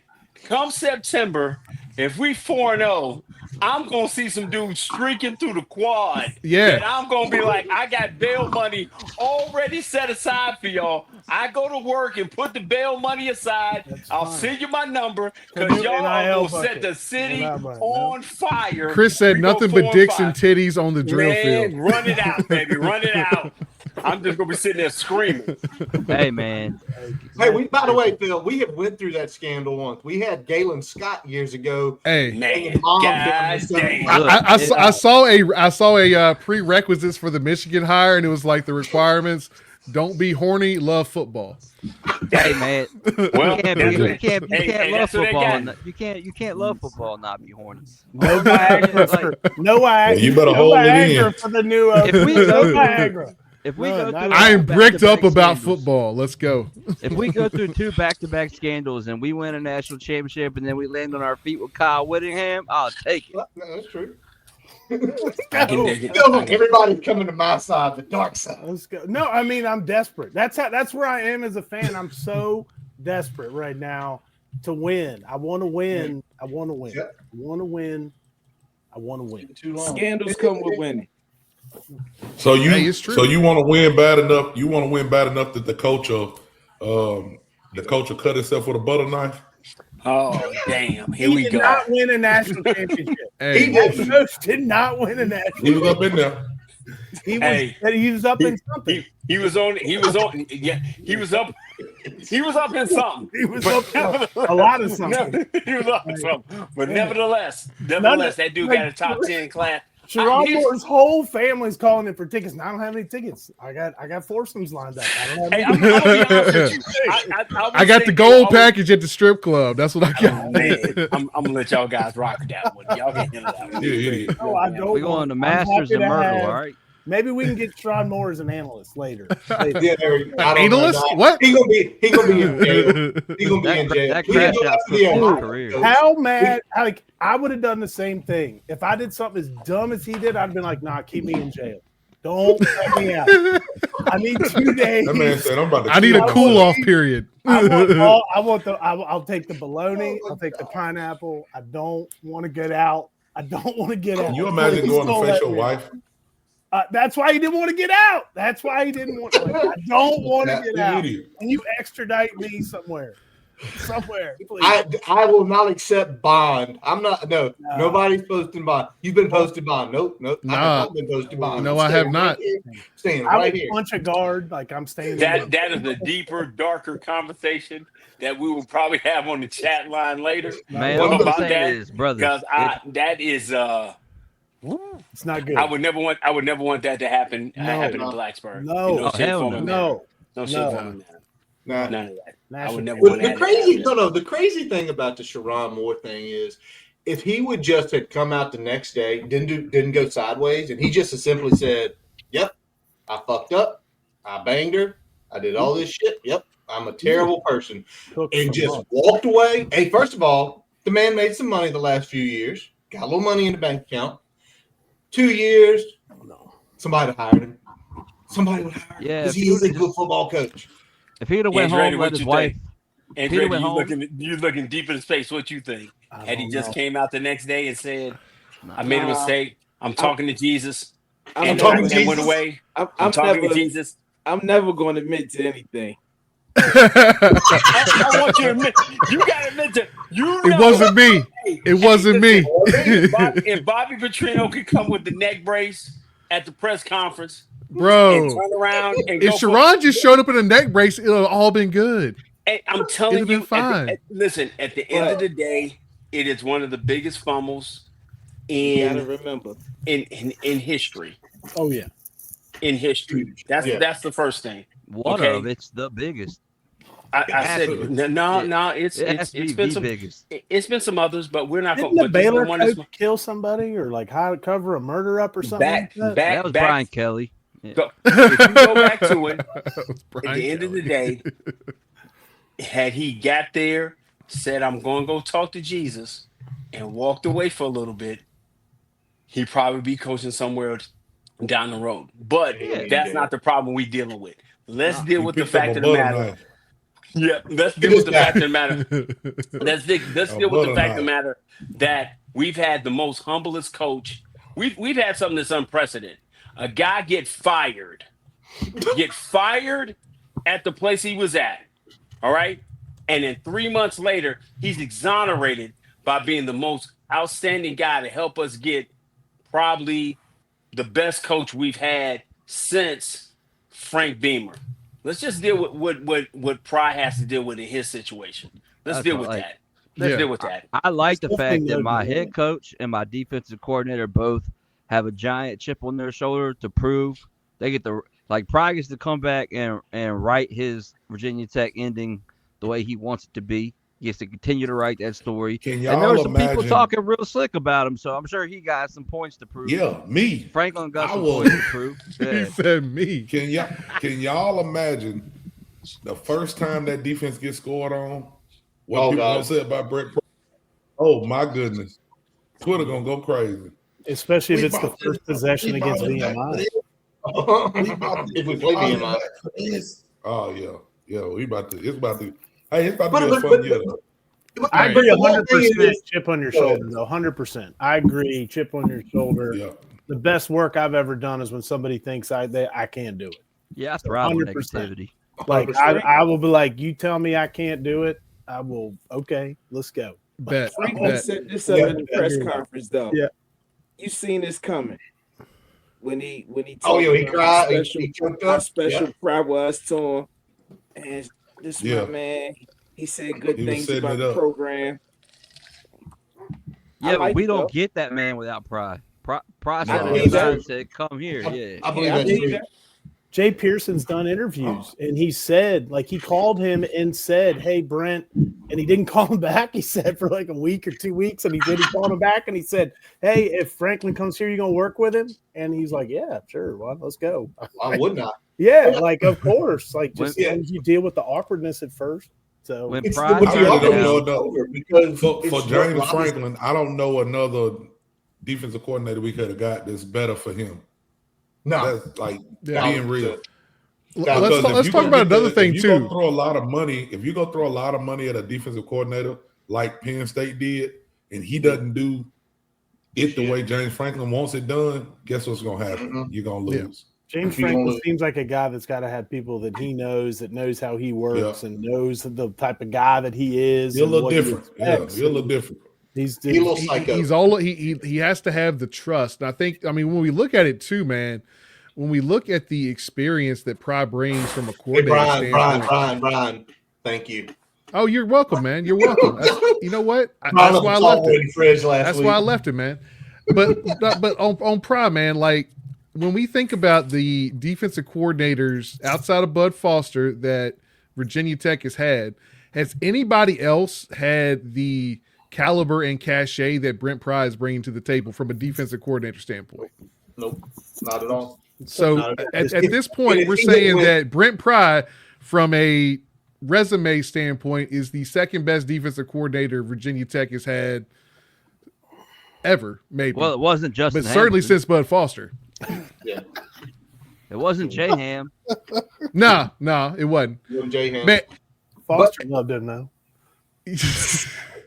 But the whole piece is with the Pry hire. It's like if James Franklin had taken any other job and brought Brent Pry, people would have fallen over themselves. Like, oh my God, he's bringing him back. Great, it's great. That is a great point. And I think the other thing it says about Pry, and we talk about good guy, I truly think he actually fucking gives a shit about Virginia Tech.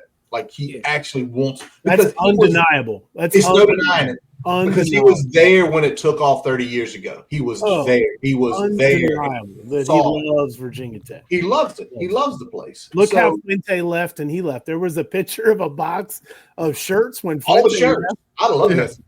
Yeah. Well, remember, I just remember when they said that Pry turned down Arkansas defensive coordinator and Mississippi State defensive coordinator. I said that he's going to come be our defensive coordinator because I thought originally he would be an analyst or something, but when he turned the DC jobs down, I said, he's going to be our Pry DC. time. Pry time part 2. Let's go. But the other thing is, you want to talk about a reckoning story or like rewrite your own biography or whatnot, is what we're talking about 365 days from now. Because Phil, like your point, like he's going to get roasted on the socials when they have bad games. Absolutely roasted. But if you're sitting here at the end of 2026 and it's like, well, God damn, we won 9 games. The defense was top 20 in the country. Higher. I would love to know what people, and it's so early to know like what other teams are going to do. But with our schedule is brutal next year. Brutal. Like travel-wise. Brutal. So travel-wise. It's a upper half schedule talent-wise, but it is a awful schedule travel-wise. Are we taking VMI? Hold on. Who do y'all want off? No. Who do y'all want off next year? VMI, ODU, or JMU? Because one of them's gone. JMU.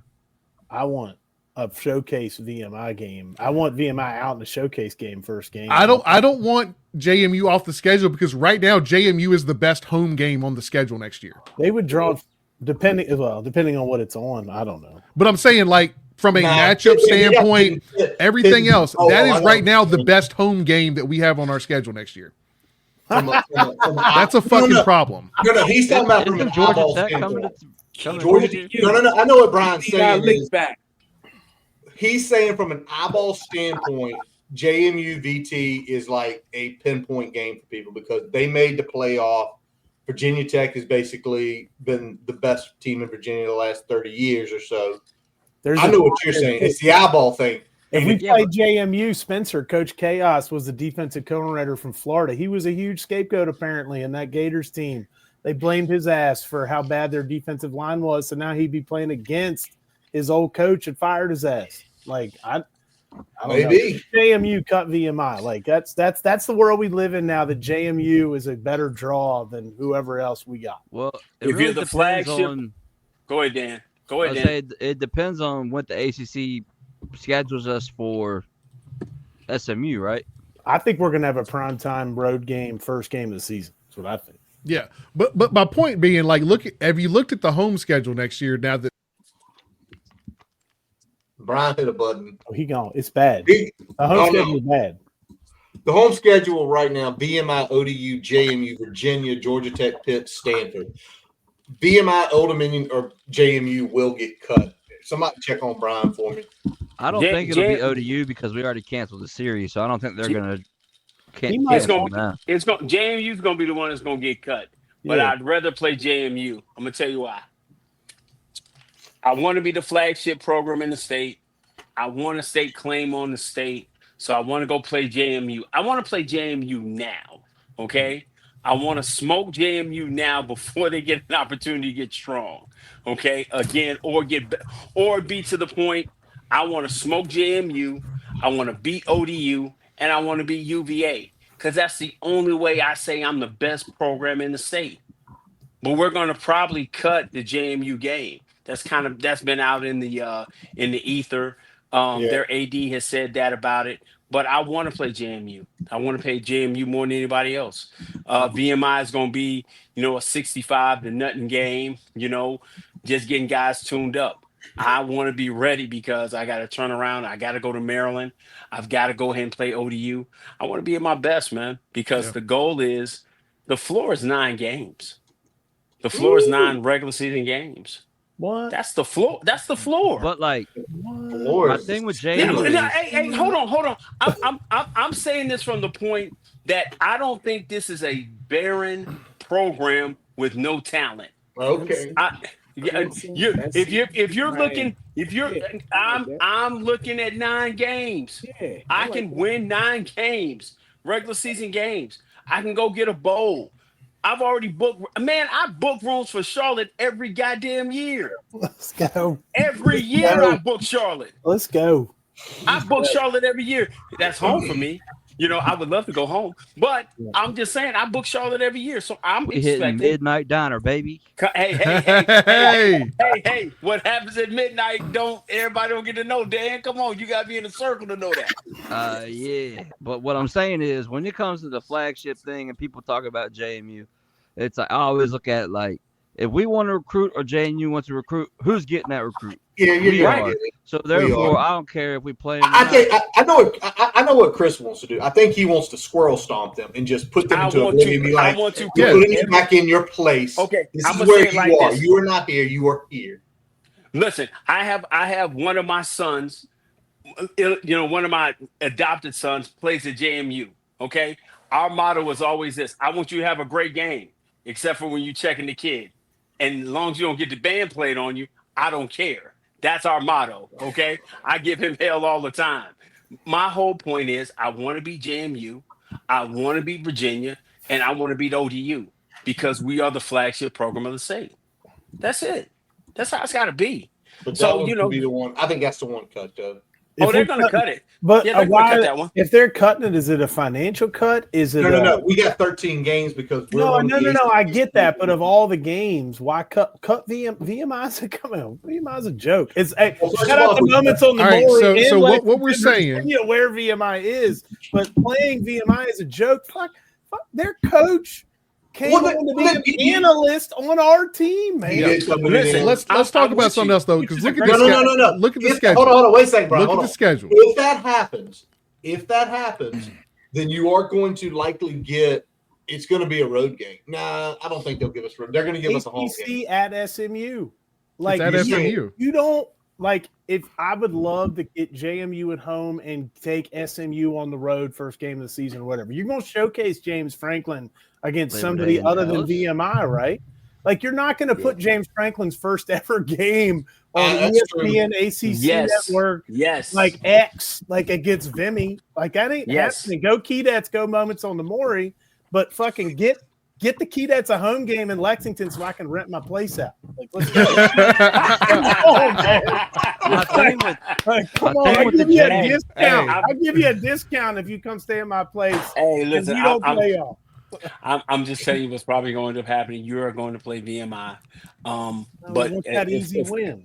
Yeah, get that dub out the way, and start off from there. But I mean, let's be honest. You turn around the end of September, if you're 3-1 or you're 4-0, Blacksburg's on fire. Everybody's running around, tits out, running the quad because we've been one. I mean, it's gonna be Mine will be crazy. I mean, I understand, but hey,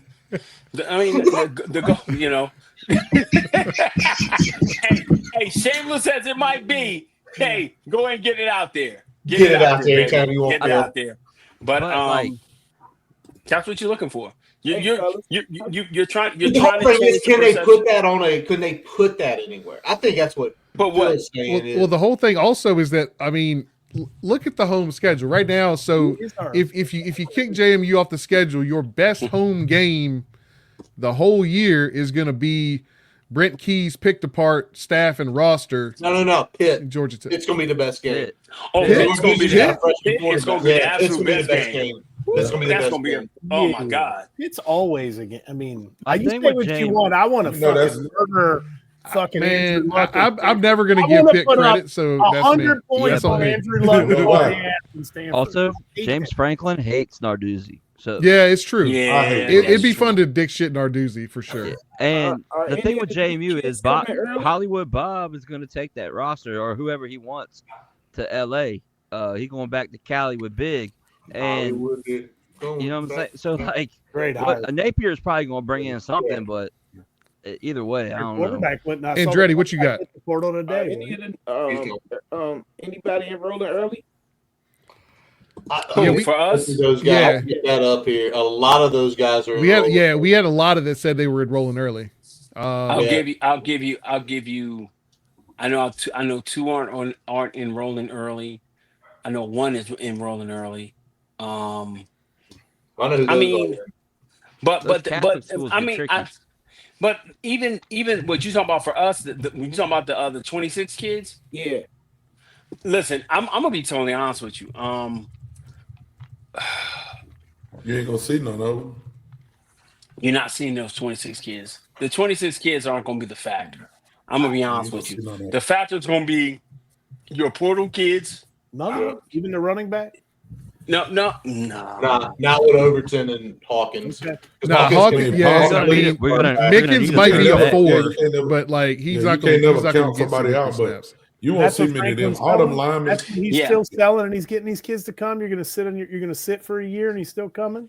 There's going to be. I'm That's pretty damn there's gonna be somebody impressive. pop I would out. have a lot of respect for that.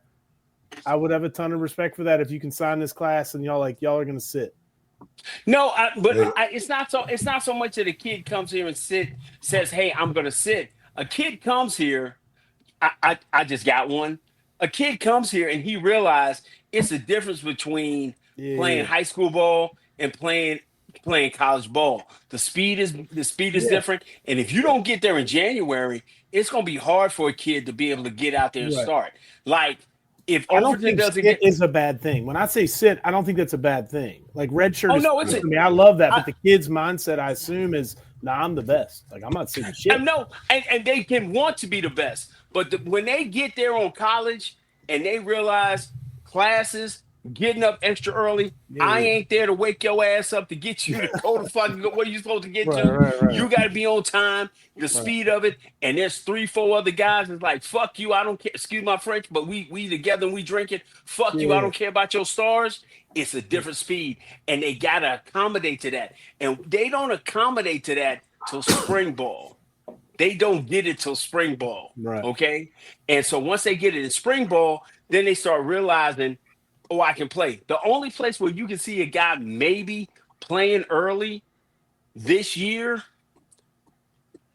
Mickens can probably do it. He's going to have to drop a little weight. He's going to have to get leaner. But, man, what we fail to realize, man, is Jeffrey Overton Jr. didn't have a whole offseason. Yeah.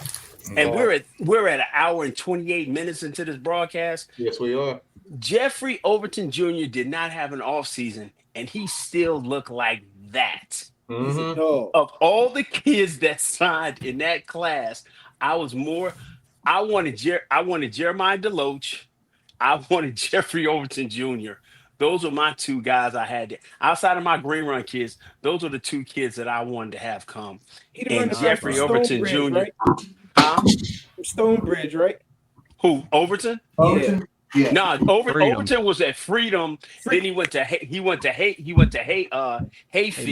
and they had all that. He had all that that bullshit happen. Yeah, there you go. You said it. I didn't. As long as you said it, There was don't a go against my whole lot of record. bullshit. Yeah.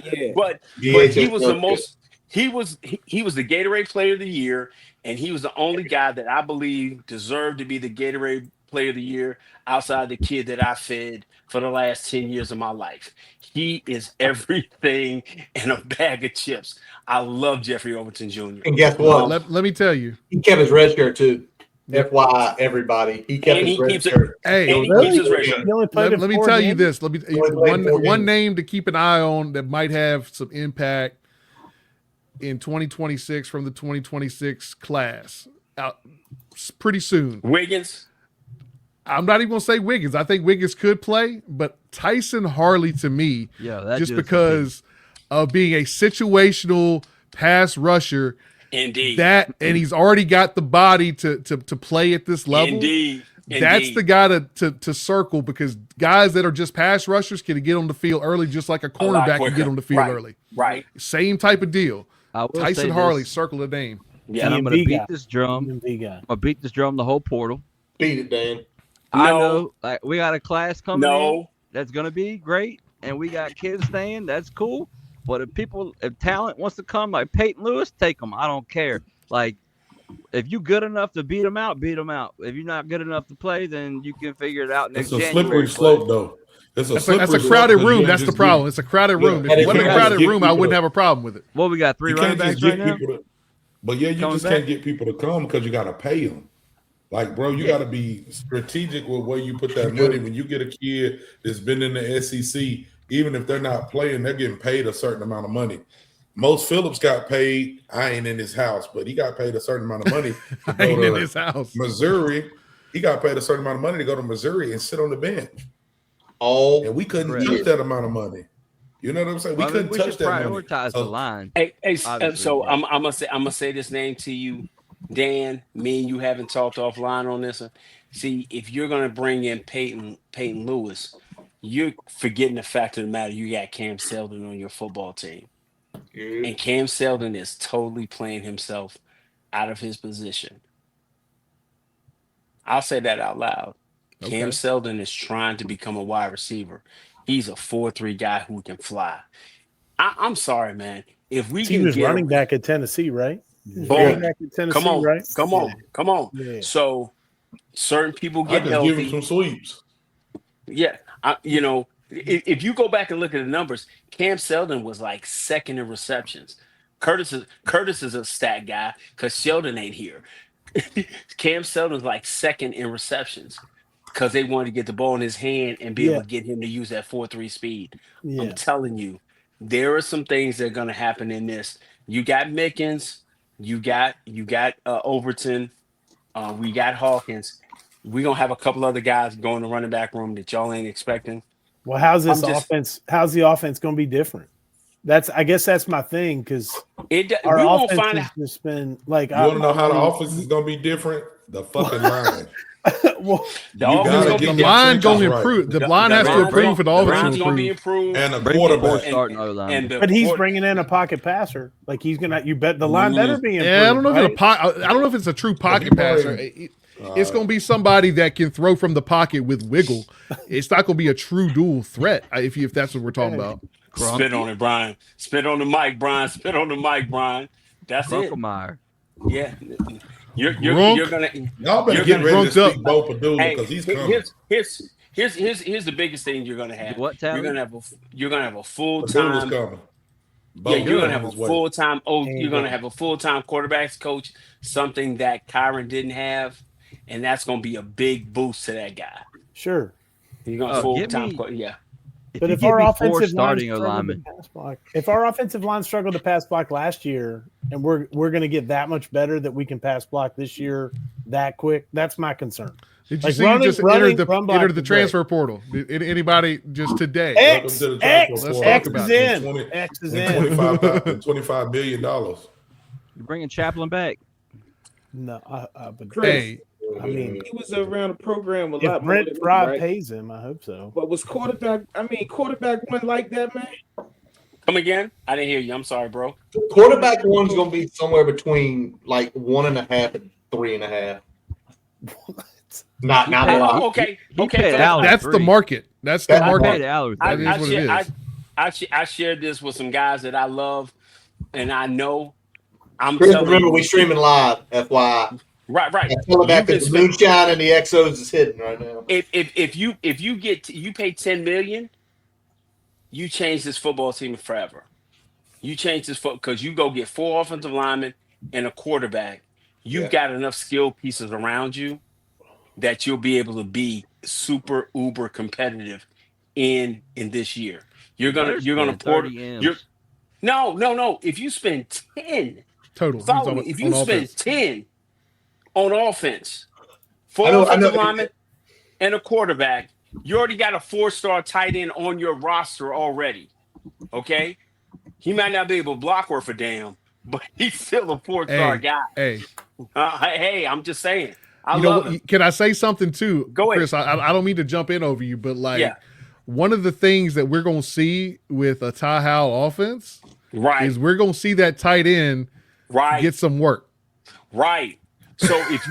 So we haven't had anybody that's been able to really dominate the middle of the field since Daquan Wright left to go to Ole Miss. You go and get that guy that can dominate the middle of the field. That means you draw more one-on-ones on the outside, and you give me an Aiden Green, and you give me somebody else on the outside that can run one-on-one routes. I think Nick you expand Marsh? the offense. I know that kid. Yeah. So you know what I'm saying? Yeah. So you'll be okay. But if you turn around and go get 4 offensive linemen and a quarterback, because that quarterback you get has got to be a 1-year guy, and then you got to have a backup guy who can go in. God forbid something happens to the number 1, because your future is hewn. That's your future. Hewn is your future, and you give him a year inside the system with DOB, I think we'll be fine. That's just me. If there's an act of God where you can finesse Prabula and Grunk to both You come, can. The thing is, you can. do it. The thing is, I you don't actually think I, can I, do don't- that. I don't You're think- gonna I don't you're gonna think you over. can. You're, Or the Well, kid well, from you're gonna Carolina. over. You can. So you can do it. that's You're probably gonna $5 overpay. million for 2 quarterbacks, right? You're That's gonna what we're talking overpay. Right. You're gonna overpay for your backup. Right. Is what's gonna Right. happen. But You're you know what? right. I'm a fan. Hold on. I'm a fan of the San Francisco 49ers. We have the highest paid backup in the league. You know Oh, you what? talking about? It's benefited us this year. You pay your backup. It's a reason they paid Pop last year. It was stupidity we didn't play him some this year, because the kid deserved a chance when it proved the offense couldn't work correctly. And the whole thing is, you pay your backup because if that guy goes down, if it's Pribula and Grunkenmeyer, let's say that's it. You pay Pribula 3, you give Grunk 2, and there's 5 right there. Do you have any fear if something happens to Pribula like this year, he screws his leg up? We gonna be okay? Yeah, we gonna be okay. That kid can play too. The question is going to be, though. Oh, hold on, wait a sec. Hold on. Just for you, Dan. Hey, Sam Levitt. is Sam a Levitt. god. Sam God Levitt. among quarterback men. I had to do it. Sorry, Andre. It's an inside Sam joke with Levitt Dan. is Dan the loves Sam one. Levitt. Visionary Season is a Sean Levitt, Sam Levitt Man, who did we fan lose? account. Oh, we lost Andretti. At this point, Andretti jumped off. Anyway, what I was going to say though is that you got $5 million tied up in 2 quarterbacks. The question is going to be: is Grunkmeyer going to want to come to Blacksburg to be a backup? That's the question that I think needs to be solved, because if he doesn't, he's already tasted what being a starting quarterback in the Big Ten is like. Is Grunkmeyer going to want to come to Blacksburg to be a backup? I think you tell regardless him he of the has a chance money. to compete. I think It's you a tell chance him he to has a compete. chance to compete for it. And Remember- if he doesn't get it, he still has 2 years of eligibility to And Dan, start. what can't happen in the spring? What can't they do anymore? transfer. They There you can't go. transfer. The way I feel about James Franklin, and Tally's staring at his phone. I don't know what he's reading. He's been reading for like 6 minutes, so he's reading something important. I feel like Franklin is that type of guy who lays things out and will sell to whoever he has, whether it's 1 or 2 guys, and he's like, this is how we're going to do it. You're going to compete. The best guy's going to win. The best guy's going to win. But you've got multiple years of eligibility. You come in here and compete, I'm going to see you every single day. You know what's likely going to happen next year? You're going to get that $1 million pay bump. You're going to go to 3, not at 2 anymore. But you got to sit with me this year at 2. And there you go. My biggest question on Franklin is how he manages all this NIL money. He had a ton of NIL money at Penn State, and if you listen to that Apparently, audio, that leaked audio, like they got top 5 NIL money at Penn State. How do you manage that? And not so much how do you manage like who you sign, but how do you manage the locker room and like somebody gets this or somebody gets that? Because those West Virginia guys, like that Steve guy, the rumor is like he's like they just offered him more money, and Frank's like that's above our pay scale for that freshman. So I'd be interested to know how he handles that because he's never dealt with that. So, but you got to understand what he had in that room. He had 3 NFL guys out the gate. Nick Singleton, NFL guy, right? Yeah. Katron Allen, NFL guy, won his touches, right? Drew Aller, NFL guy, right? Yeah. And so you turn around, the piece that they lost was Ty Warren, and the outside guys weren't ready. They didn't. They went and got Pena from Syracuse. You know what I'm saying? They didn't have any outside guys from to throw the football. So that kind of really, even though this was supposed to be a senior laden team that they had, they didn't have any outside guys that could really, be able to enhance Drew Aller. And Drew Aller went from, you go back and look at his numbers, from his sophomore year to his junior year. His junior year, he was excellent. He was just trying to take the next step up. So, man, this is just a chip in a lot of different households, including mine. It's chip on shoulder season, man. It's chip on shoulder. I got fired wrong. I got stuff to prove. We're sitting here on the 26th. We drinking, and January 2nd is gonna be Christmas again. Yes, sir. Because you're gonna be able to see I'll work that Friday, what got. dude. Oh man, that's gonna be crazy, man. That second is gonna be crazy.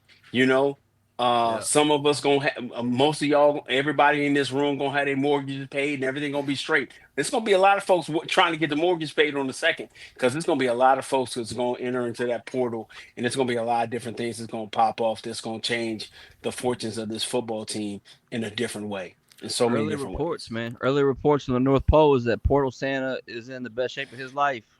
Yeah, he in shape. He in shape. So we want We're hearing some as many as like 18 plus Penn State guys ready to ride over to Blacksburg. But I would be absolutely floored if we get a huge exodus of Penn State. I hope I'm wrong, and I want to be wrong. I would be floored if we get a huge exodus of Penn State to VT. What's huge to you? What's the number?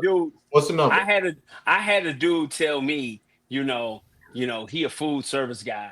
His number was 44 guys. I'm that guy. 44 guys. He said food 40, service guy. Hey, it's Dan. This is Dan in covert. 44. Dan, you're drunk. Hey, not Penn State kids. Total portal He kids. said total 44 guys in the portal. From us? For us, we were gonna have a flip over of 44 guys. When he went through the numbers, not me, I was just doing the math. But when he went through the numbers, it's like 44 guys. 44? Out. Out of how many? Hold on. What's on roster right now? We got 105 guys. We got 105 guys on. We got 105 scholarships. That How dude many is guys talking about. graduating? Yeah. Hold on. Wait. Ain't no way. The biggest complaint that I heard on Penn State guys was they were so pissed off that Franklin gave Liam Clifford any NIL money at all. Because his name is Liam Clifford? Is that or why? They were like, why are we paying Liam Clifford to come back to be a number 5 wide receiver? That was their biggest complaint. We are at 44. We are looking at 44 when Chris guys. and I broke it down, he said I was crazy. We broke it down. It wasn't crazy. It wasn't crazy when it wasn't crazy I broke though. it down. Yeah, he was spot on. Wait, 44. So like more than half our roster gone. James Franklin does not like them. Yeah. That's like Buzz Williams when he came in and was like, no, you suck. Get the hell out. All right, so half the offensive line is gone. Got it. Cool. We know that. No. See what we're missing is we're not looking at graduating guys. Well, that's our question. How many we got leaving? Yeah, that's like 15 or 20 by themselves, Yeah, right? That's like half of it. Okay. Or walk-ons? Are we losing walk-ons that were walk-ons that aren't getting? Nobody's a walk-on anymore. There's technically no more walk-ons. That's the exercise for y'all to do off of this podcast. No, I we're know gonna do it Curtis- right now. I'm gonna pull it No, up. Curtis. We're gonna do it No, right now. Curtis. No, No, Curtis. Curtis is I'm gonna not crunch do the it now, numbers right Curtis. now. No, we're not math. gonna crunch the numbers, Curtis. Put it in Let's- ChatGPT. Put it in ChatGPT. We could do that. Hey, Curtis, you don't want to have that tape, but I'm telling you, you got about when me and Dan did it, we were legitimate. It was about 44 guys. Okay. It's another 24 guys on this So, roster. we're talking is about it- 20 Penn State guys and another 15 to Yeah. 20 coming in from the portal elsewhere. Yeah. But No, hold on. no. Are y'all counting the graduates? Because the guys who graduate can be I'm gone. not No, counting anything. I was counting kids I would keep from our team. Oh, shit. That's still at eligibility. I count nothing. Yes. No Okay. math. Okay. No. And then you add All right, in then the- hold on. Here we go. Brent Clatterbaugh. yes, Oh yeah. keeping them. Let's go. Are we just doing the rundown? We just started at the top doing the rundown.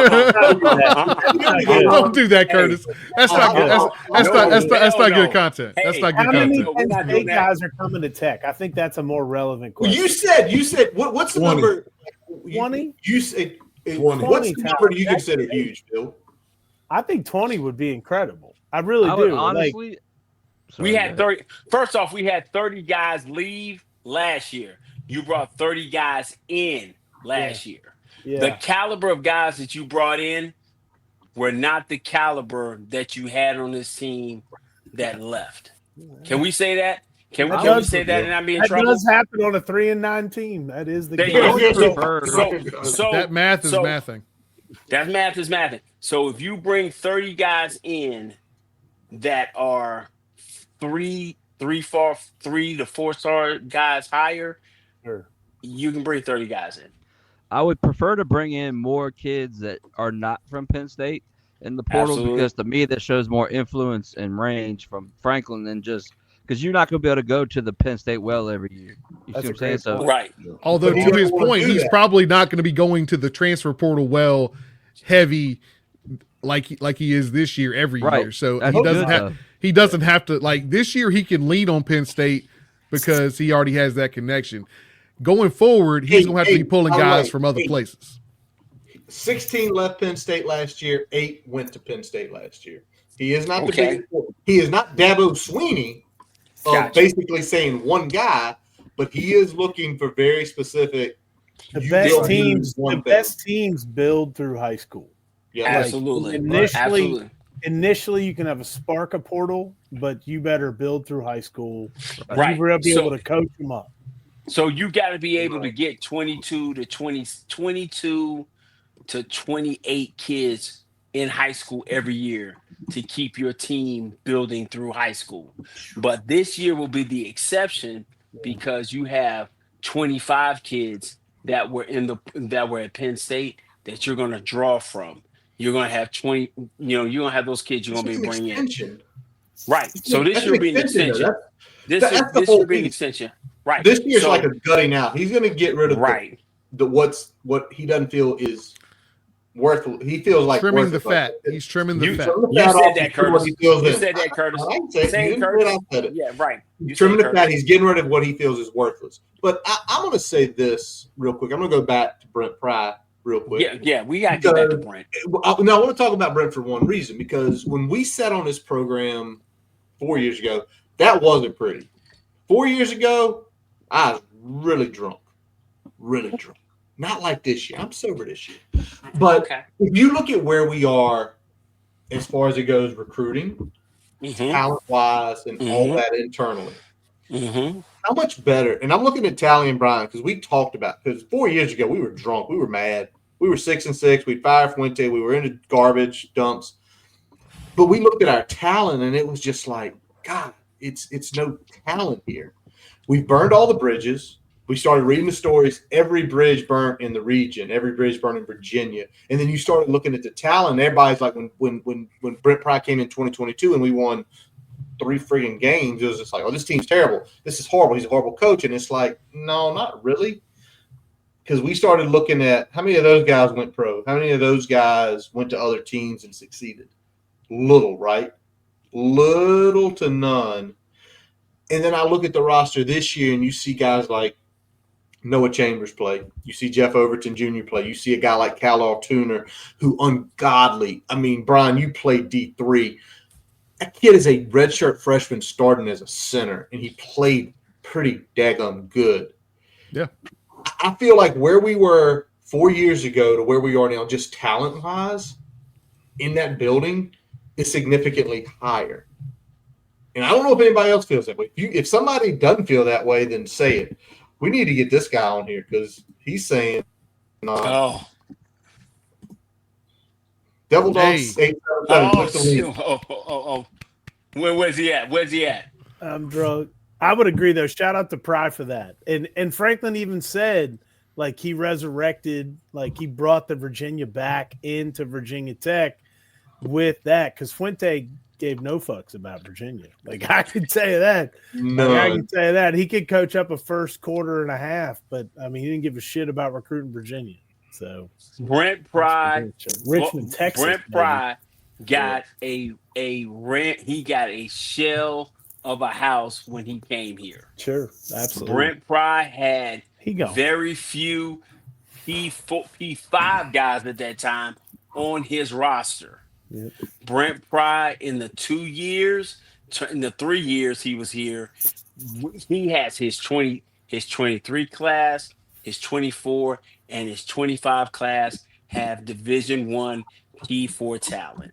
Yep. What James Franklin is going to do on a hyper level is take that talent, boost it up, give it accountability, make them get them coached hard, that the majority of these kids want to, and then add to it that it's going to be iron sharpen iron. What James Franklin's going to get compared to what Brent Pry got is night and day as a football team there. We're talking about 40 kids. Well, James Franklin's also how many X times better of a head football coach than Right. But besides that, of him being a better HC, but the thing about it is that the evaluation of talent that he's going to have to work with, he's not coming bare bones. You got to remember, Belichick turned around and brought in 70 guys through the portal. We're talking about 40. Yeah. Well, excuse me. Dan's talking about 40. Dan's talking about 40 to 44. Dan's talking about 40. It's alleged he got a homeboy that might agree with him, but there's 40 that, yeah. You talking about 40 kids to the But portal. is it harder? Because I don't think it's harder to get people to come to Blacksburg than Happy Valley. I don't think there's much difference.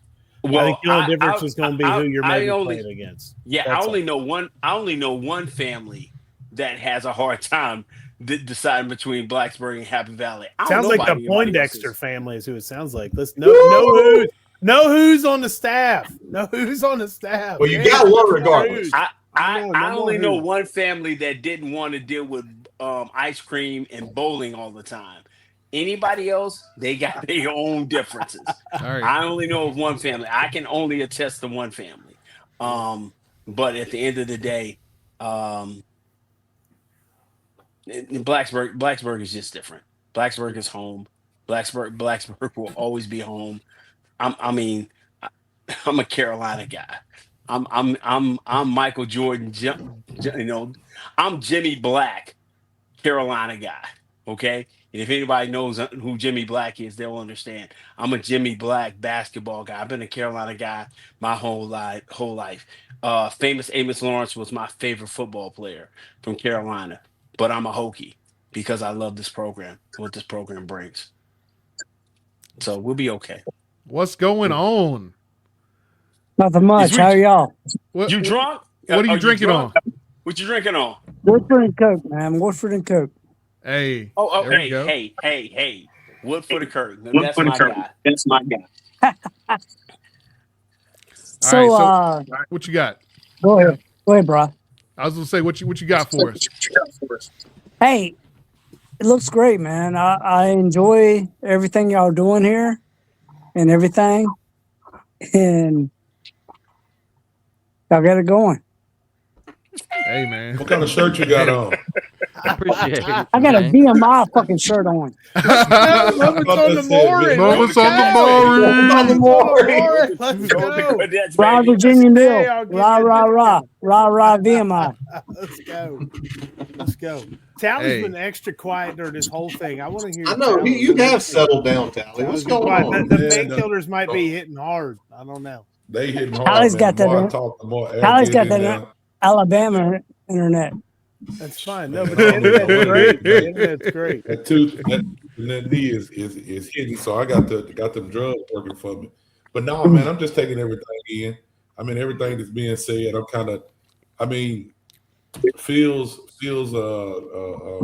tag says it all. Show me, you know what I'm saying? Like, we probably need to come back after the portal is open and we get the guys in, and come back and reconvene on this state of the program, because we don't really. This is the state of the program in December.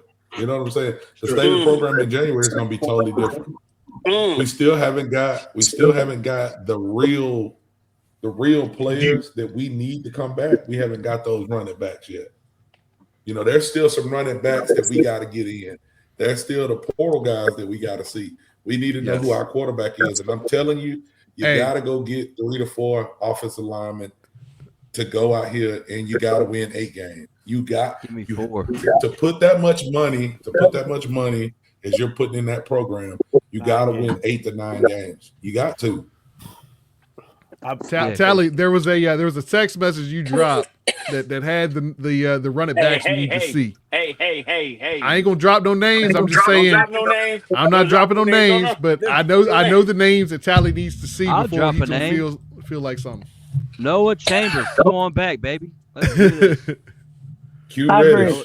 Yes, Copeland. need Noah Q Chambers. Reddish. Anybody from the DMV, Gonzaga, I need any of I need those guys. I Need need those a guys. Keelan Adams run it back stat. Where's Emmett Laws at? It seemed like he did some stuff for us, and we never seen him again. Man, I love Emmett Laws. I like to see him. I like to see him. Yeah, Any And then man Laws that is the takes beast. any kid that takes the train 5 hours a day just to go to a better school to make it out, as he built different. No doubt. No doubt. But That's what like did the happen with ESPN Laws? 30 for 30s eventually, like in the NFL, and this is how he started, like 100%. What happened to I Emmett know it's a Laws? lot. What you Well, mean? South What happened Carolina to wasn't him? worth the fuck. Is number one. Mm. So we thought South Carolina was a much better team than they was. So when you started going into the season, and then we looked like we were okay, and then the wheels fell off, and then the coach gets fired, a lot of different things happen. You know, some kids. I mean, we I'm not saw- gonna we say saw some him in kids the- didn't play, but some kids is like, you know, I need to hold off and see who's coming in. Let me see what's going on before I go out here and waste my eligibility. Yeah, So, I agree. I think stuff like that kind of happen. Yeah, give me 4 starting offensive linemen in the portal and a couple depth pieces. Yeah, I think that's you got to start building in the trenches, whether it's running backs or whether it's portal. Like that, when you look at the way winning teams win consistently, is that they were consistently good at the line of scrimmage on both sides of the football. If you spend $5 to $6 million on a starting offensive line in the portal, that's the best $5 to $6 million you spending. Yep. On each side. No. You said offensive line. Put $5 to $6 million on both sides of the lines. You spend $10 million on the D line and the offensive line, you will be significantly better from jump three. Because you need 2 edges and 2 DTs regardless of the running backs. Yeah, we need some demons on the defensive inside. Go get me 99 from Penn State. Go get him 99 from Penn State. 99 from Penn State. So I ain't got to look it up. He said, "Say the name," so I don't got to look it up. Are we getting Hollywood Smothers? I saw that. We're trying to get Hollywood Smothers. Like, you're kidding me? Would you take Hollywood Smothers or Peyton Lewis? I was shocked at that. I'm telling you, I don't need a Hollywood Smothers. Agreed. That's why I was so shocked. I didn't understand. I need 6 months of Jeffrey Overton Jr.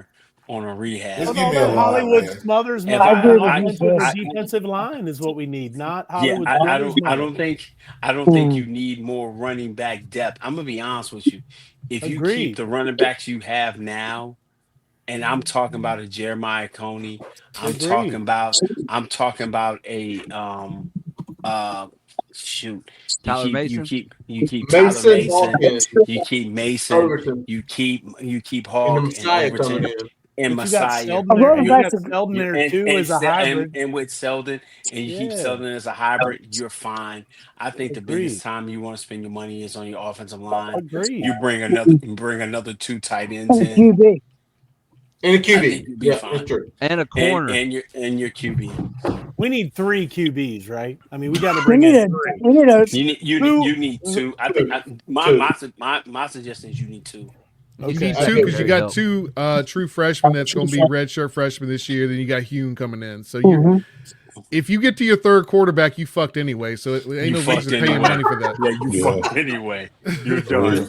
You're done You're anyway. 20. You're done. I mean, So shit. We were yeah, 3 and 9 guys with our QB1. I still yeah. think we That's what bring I'm in saying. two So like, quarterbacks. you bring in two, you got to bring in two. But Right. beyond that, you keep the two guys that you got on the But- roster.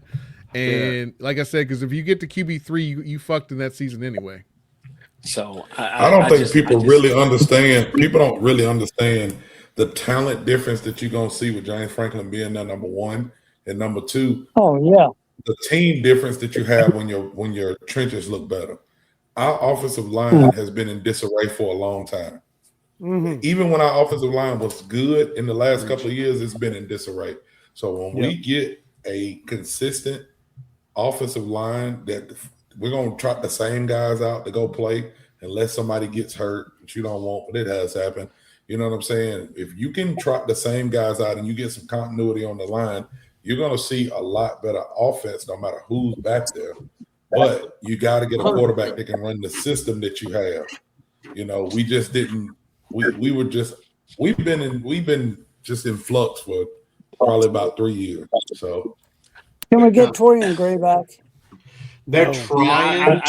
Going to Florida, I saw. Can we Is he please? going to Florida? Or no, staying in South Carolina. I mean, no, staying. it's in South Carolina. That is a, by the way, that is a brave move by Torian Gray because Devil Dog, you're right.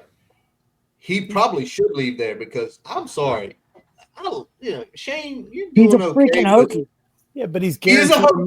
million. He's making his money this year, and if he has to move, it, Shane got a lot of them back to that team. So He got the money. That's Shane was there with them. That's the whole thing, doesn't right? have to move his family. Doesn't have Listen. to do anything. Play the loyalty card too. I think he's. That's what I. Why uproot Listen. everything? So. The only I've got a reason flag over everything here. is Hey, because if they go to I've got a flag right here. That's CeCe will be- that's CeCe will be a top signed by 60 pick. Torian Gray.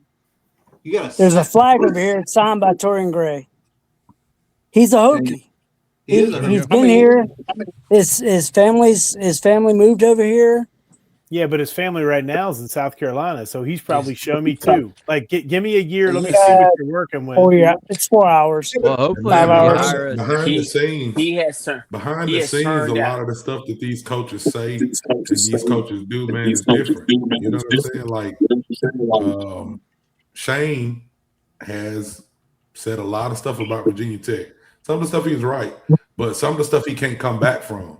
You know what I'm saying? What he said to parents, what he said to players, what he said to schools in Virginia. Torian Gray has been the same way. They've had to negatively recruit against Virginia Tech for a long time. So you can't just automatically hit a switch and go, I'm a Hokie, I'm coming back. Like, sometimes you build it in, and sometimes you feel like you were done wrong by a place, so you want to prove them wrong. So I kind of feel like that's what it is with some of the people Preach, who Tally. we've kind of Preach. If your boss is talking shit, you're going to went talk into- Look, shit.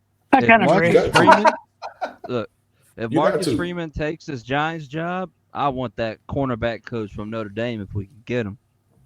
Oh, Yeah. wow. Hey, That'd be You listen, gotta wild. get that cornerback coach and If that he took safety that coach Giants right. job now at this point, he could have taken it weeks ago, right?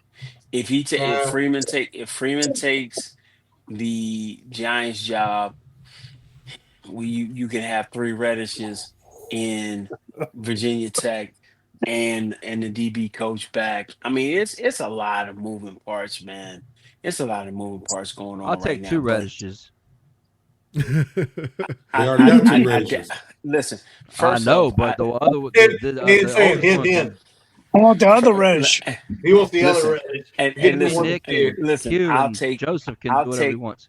I'll take any 704 kid I can get because I vouch for every 704 kid that comes out because they definitely different dudes. They are absolutely 704 different. over 757 for a long time. No. Whoa. No. Whoa. No. Chris said, I'm going. No. rein it in. I'm going. No, don't do that. I Green, love my green 75, from Godfather, kids. baby. It's not that I don't love them. But It's not that I don't love them. It's not an anti-love. And I'm sorry, I've had too many beers. 703 too. I like that too. But I'm just saying, I don't know. You go. I am biased to Independence High School kids. I am biased to West Charlotte kids. I am biased to North Mecklenburg kids. 704 kids are absolutely different. So What about 336, baby? Hey, I'm just saying right now, you just play it by ear. 540. You let it flow out the way it needs to. But if I can keep Q Reddish and he knows how I feel about him and we talk about it personally, I want him to stay. And if his brother can come, I'm definitely excited about that as well. So it is what Hey, it is. I'm not biased. I'm not biased on Virginia Tech on Virginia football players, but we're not producing football players these days. It's different. If we're not, Like Virginia? we're just not. Yeah, they is. They just ain't going to Virginia Tech right now.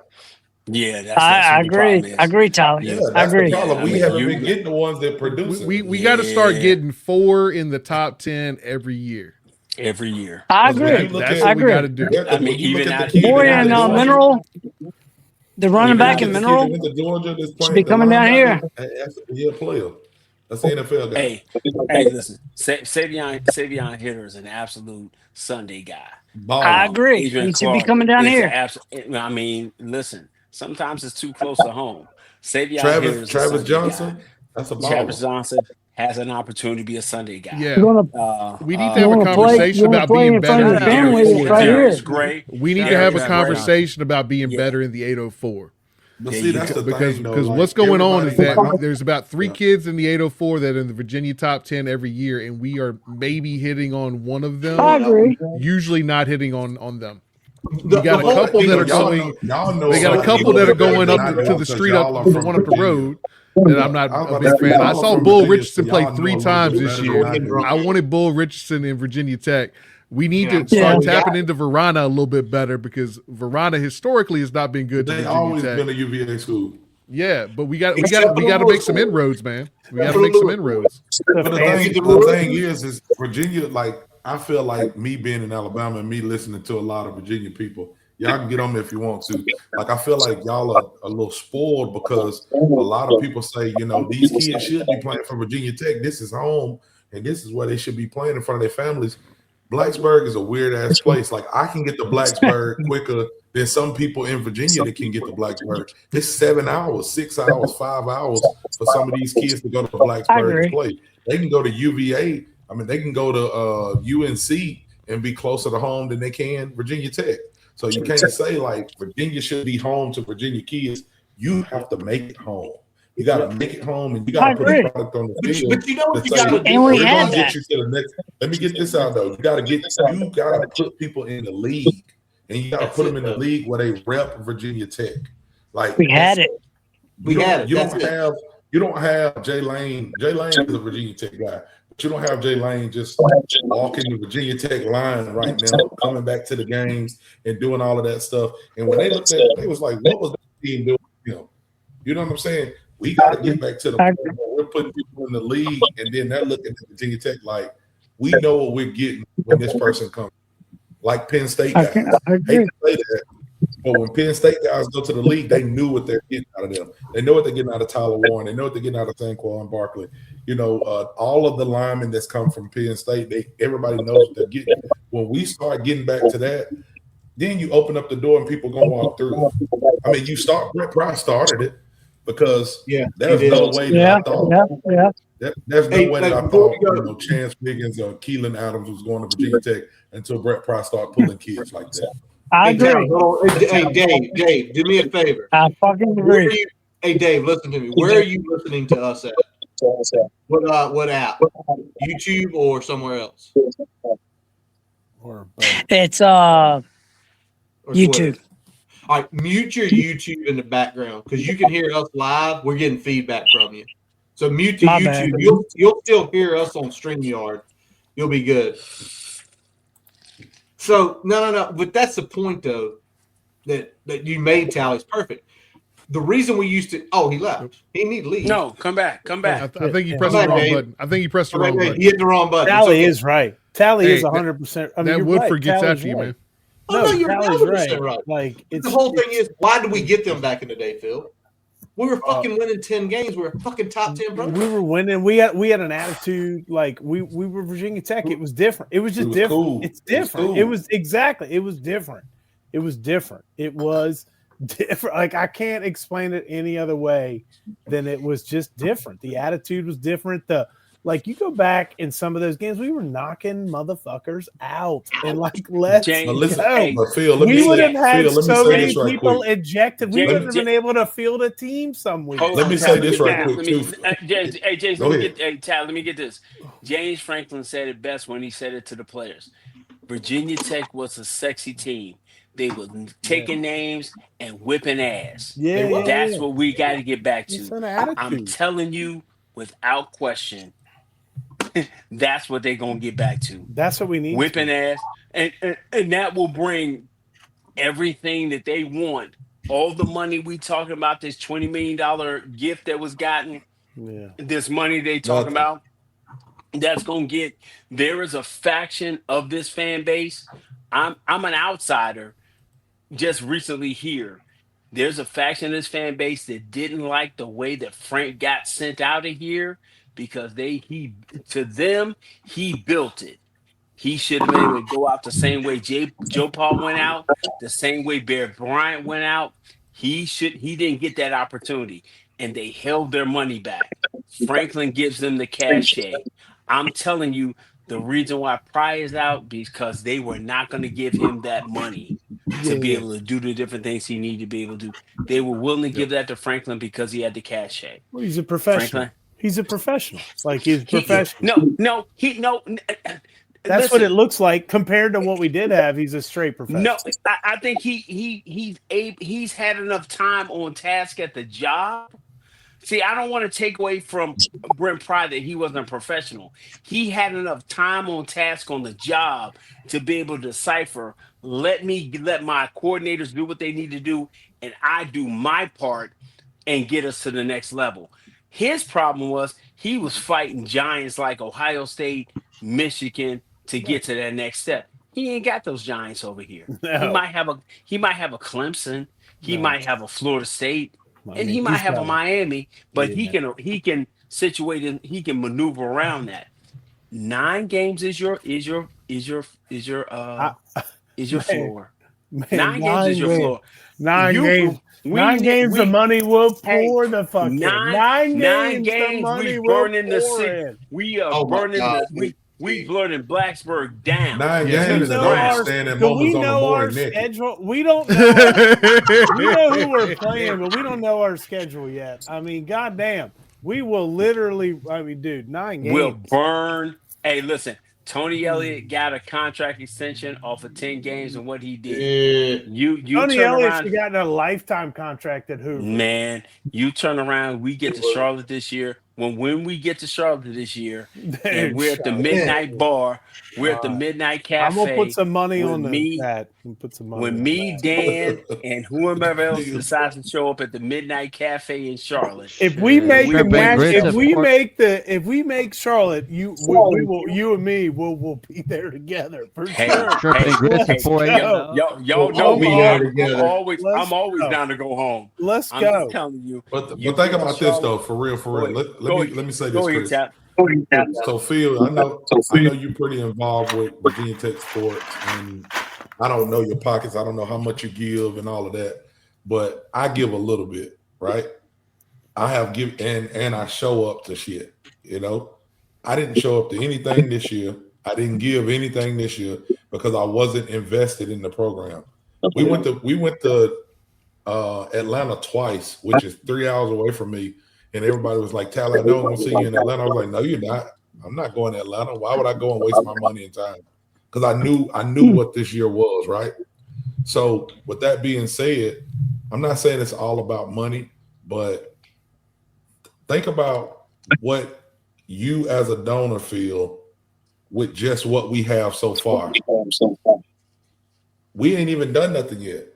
And I'm already like, let me go ahead and get my 150. Let me go ahead and get almost $50 here. Let me go ahead and get ready for the spring game, right?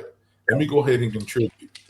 Think about what's gonna happen when we go out here and then this portal comes through, because he did this in the high school ranks. He's gonna go get some portal guys, and then he's putting together a really good staff. I said really good staff. Let's wait for the next two, but he's putting together a solid staff, right?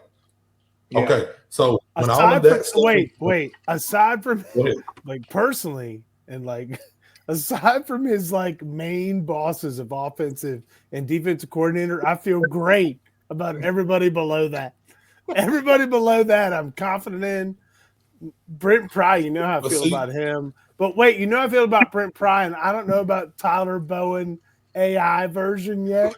But I'm gonna need to see, because they are literally like the AI original version 3 years ago of each other by picture. Like they are like, that is not Tyler Bowen, that is Ty, the other guy, Ty Howley. Like that. Sorry, I can't keep shit together right now. Just thinking about it. If y'all can put a picture up of them together, it's not right. Like something's wrong. Something's not right. But I agree. He's just fucking with us. I agree. Although there was the story that he didn't want Andy Kolnecki 2 years ago. He wanted Ty to be his OC. Couldn't have told him to shave his fucking beard, though, so he doesn't look like our last guy. Come on, man. Shave your beard. Sorry. Listen, all right, I'm done. Do a goatee. Do a mustache. Look, man. Right, we're not shitting on beards.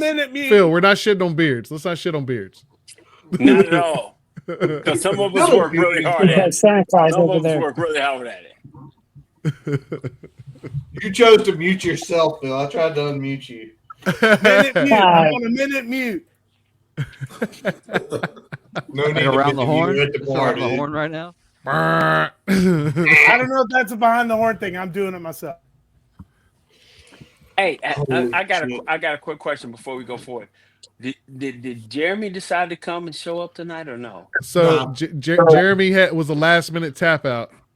His wife is uber pregnant. He's got a very pregnant wife, and he had the last minute tap out.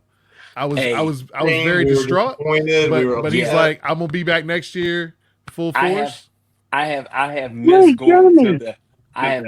going to Jeremy's pharmacy 3 times, going to games, man. I just want to go in there and get that dude a hug before game day. But I will make sure I get there this year and give my dude a hug. I love that guy, man. He is like one of the best dudes out there, man. He'll give you the shirt off his back. He'll do anything, man. He's a good dude. Man, dude, Jeremy counts. Jeremy counts saved my kid's life. Literally. And the crazy thing is, me and Brian, when we started talking to him, he became a sponsor and everything. We started chatting with him. He married a girl that was from our hometown. She was in high school when Brian was in high school. And everybody's like, oh, this is a big ass world. Like, no, it ain't a big ass world. It's a small ass world. That was crazy because I'm like, Brian, did you know her? Oh yeah, the world's tiny. Then we found out Sheldon, his family got a spot up in Lexington. Vernon Hill. Vernon Hill. He's got a spot in Vernon Hill. His dad went, I think, something with VMI. Shelton went to VMI for 2 years or something. Where the hell is Sheldon tonight? His dad went to VMI. His dad went to VMI. His dad went to VMI. And my minute's over.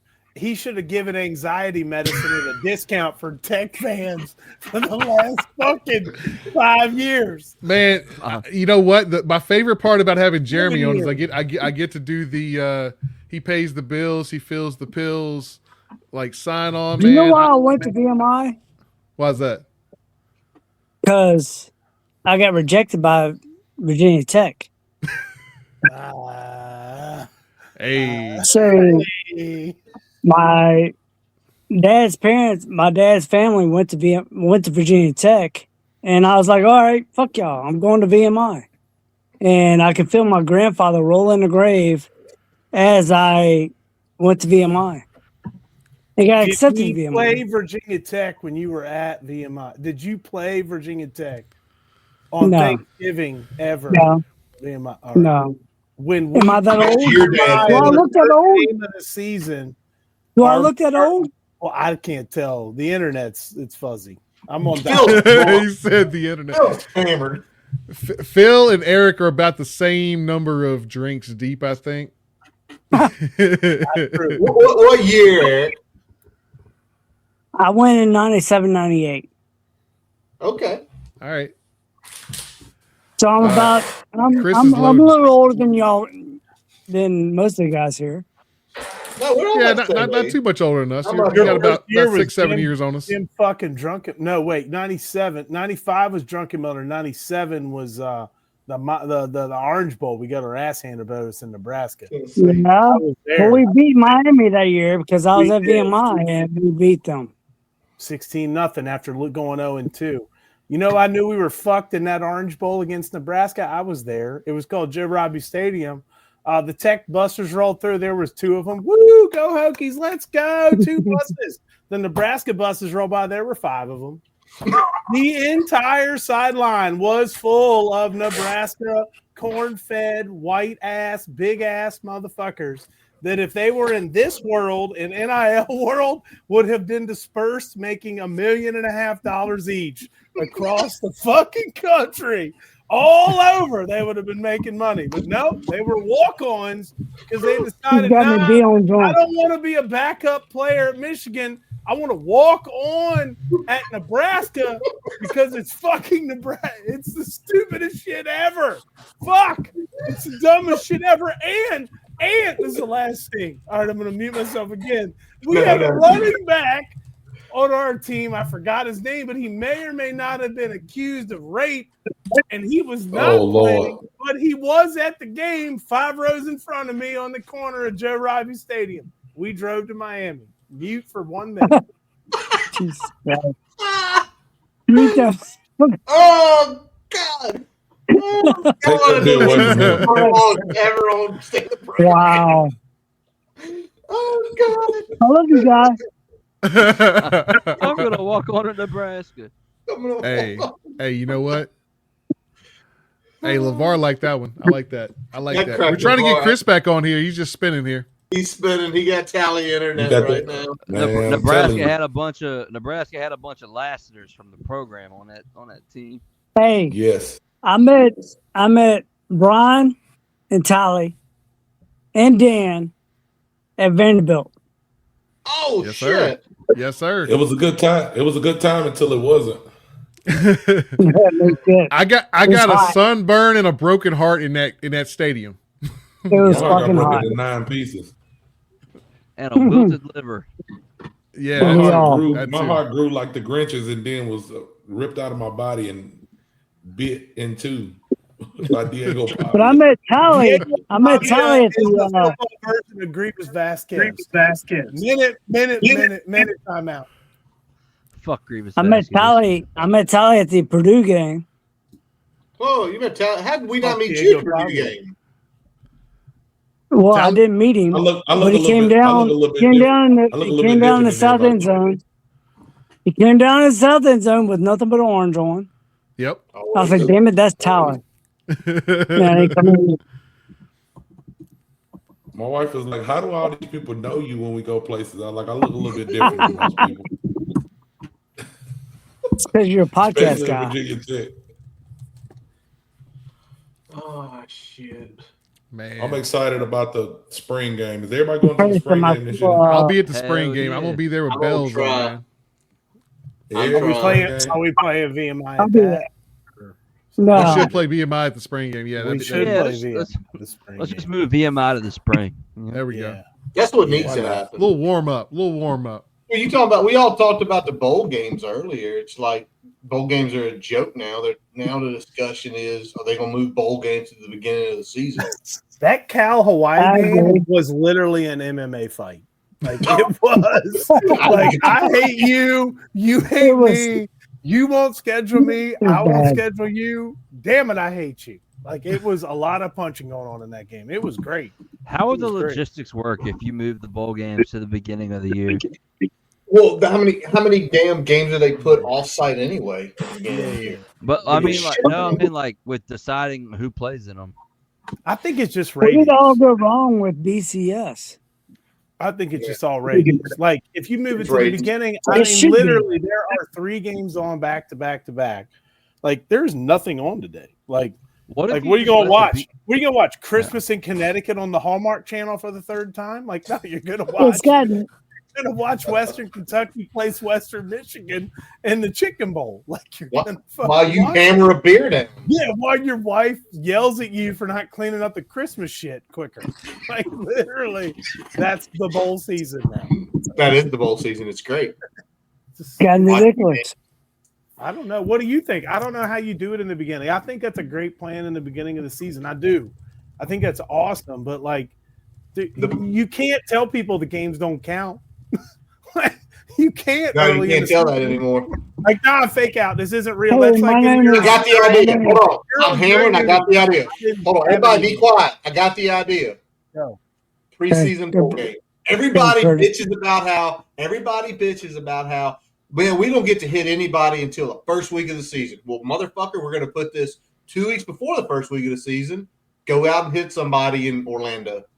I don't know. So Maybe we're gonna go tear the Orlando. ACL and that's gonna be canceled. it'd be Yeah. Orlando, Hold on. But that It'd piece be goes back to nuclear. the NFL because a lot of the big guys play in the NFL preseason.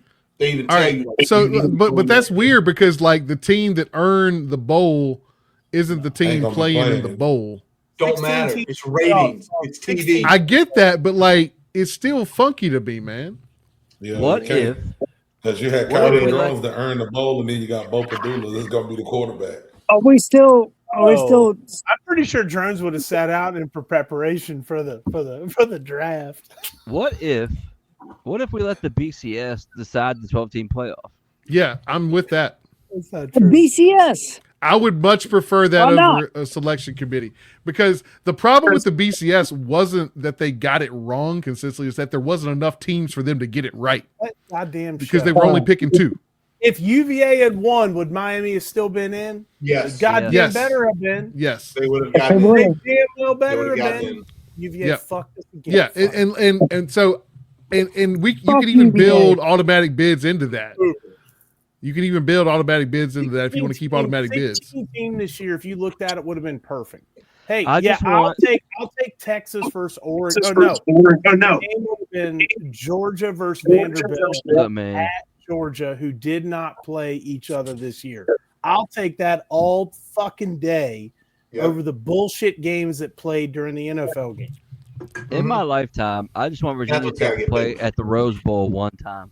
I just Oh, want to see Virginia Tech play I in the Rose agree. Bowl one I time. agree. Yeah. that is the Hey, who's going to college? That's going to be the. I'll say this: Throw it's not if, but hopefully when that happens, that's going to be the crushing of the credit cards. And I don't We're going to care what my wife- Me and Phil won't care what our wives say. We'll just fly out You together. know when that'll happen? That'll be the one time there's fucking preseason bowl games. We'll be playing in the fucking Poinsettia Bowl, in the fucking Rose Bowl. In the I'm Rose going. Bowl. I'm in. I'm in. I'm in. Playing against Aaron Rodgers. I'm definitely going to Dallas this year. Hell yeah. I want to go to Dallas for basketball soon. That's the only best Who's road going to game college? we can go to. Shit. No, Dallas, like the road to like if I was retired or just retired, the road trips would be fucking epic. this year. Oh man, Epic. I'm not retired, and I'm going to Cali. Let's go. hey, flight. Golly. One Eric flight. said, "Hey, Perfect. Callie, let's go, baby." One flight. That's what the answer. So I don't know. Yeah. Slide back. I don't know. We got a big basketball game coming up soon. It's going We to do. define our. I'm gonna it will- be it will there. Literally, I'm going to say you right now. It will literally define our entire season. How we do in that game. You gonna Will find out. Tony be playing in that Yeah, game? it's going. We will I saw be it UVA. personal. Are you going, Phil? No, I'm not going. I'm gonna be. You At not the going big- that one? No, I'm gonna be really. I'm gonna be drunk. in the Castle Guard in UV at Tech to beat Good. UVA. Fucking bullshit. Our students aren't there. Let's It's go. bullshit. It's How a does that huge happen? game. It's a huge game. It's the New Year's biggest. Eve in Blacksburg, huh? It's a big game. Let's Stupidity go. of how it gets scheduled nowadays Yeah. is that game is during fucking when no students are there. We get a trade off though. The last game of the season is at UVA, and they don't have their students there because it's spring break. They'll all be at Kenny Bunkport. Kenny Bunkport up in Maine. They'll all be at Napa Napa. drinking Napa Zima. Valley. Zima. They got good Zima Fuck Napa. UVA. Oh man, this always is entertaining. I think that's a Every- great idea about state of the program. I think you need to do a state of the program after the spring game, honestly, because like nobody knows shit I- about I shit. did. We I Nobody do. knows kind shit of. about shit right now. Yeah, Literally. we do a little bit of a pullback in after we do the spring game. We do a live post game at Maroon Door and we yell fuck. We Yeah. we don't yell fuck. Brian yells fuck apparently, and then Brian's wife We had Brian on puts the a little counter. note up that says you're saying fuck a lot. He says fuck a lot. Hey, He does. hey, It's not that I say fuck a lot. It's I say fuck a lot at the Maroon Door with like No, you say fuck a lot. young children sitting in the audience. I play there. poker with you on Thursday nights. You say fuck a lot. Again, but that's not a problem there. That's not a problem there. At the Maroon Door at 3:45. Hey, this is what you Saturday, get it's when a you little bit get of a problem. this is what you get when you get two Halifax guys in the same room. It is. It's not a Yeah, lot. yeah, A lot. pretty much, man. 30 plus years, Eric. You don't understand. 30 plus years of this. That's how long we've known each other. Right at 30 I've always years. said I love fuck. you guys. He's I always love you said, guys. always said fuck. Hey, I know we're gonna have to get ready to wrap it up. I'm gonna throw this out. I'm gonna start with Curtis. See what he Me? got to say. Good. I got me. Good. Portal's gonna open up January the 2nd. Okay. And I'm gonna say you got $5 million to spend. I know we got more than that as a team, but they giving Curtis $5 million to spend. What are you gonna take that $5 million and spend it on? I'm going to spend it on the following 5 items. Give them $1 million each. Buy me the best left tackle. Buy me the best 2 defensive ends. I want 1 D tackle, and then I'll take a guard because I do believe somebody like Johnny Garrett can hold down the right tackle spot. But Okay. that's my spots because you got to spend win you there. got to spend more than $1 million on them defensive ends, but I understand where you're going. Well, I think I can balance it having a guard and 2 D tackle and a D tackle in there. So that's what I'm going to spend it on. If it's just my $5 million, I got $5 million. Give me a $2 million quarterback and the best tackle and interior offensive lineman you can find. We'll figure the rest out with the rest of the money, but I need an offensive line and a quarterback that can sling it, or nothing else works. Dan, I'm dropping $5 million on 4 offensive linemen. I understand. Here, I'm gonna go QB with 2 and the rest on offensive lineman. okay. Chris, what you gotta say? I mean, it's easy for me. Most important positions in order are quarterback, left tackle, defensive end, and cornerback. That's the most important positions. So if I I got was $5 wondering million, why nobody said the cornerback yet. But, yeah, nobody said that. So if I'm Oh, going they're to turn important. around, no, they're important. So I turn around. In my position, I'll go 2.5 on. If I got $5 million, I got 2.5 on my quarterback. I go get the best left tackle I can go get. I then turn around and go get the rest of the money I spend on my pass rusher because my pass rusher means everything. And I'm going to have to play with what I got to play with because I have talent in my quarterback room. Josh Clark and JoJo Krim are P4 I players. agree. P4 Yeah, players. Jamar Deloach and Knowledge Harrell are P4 players.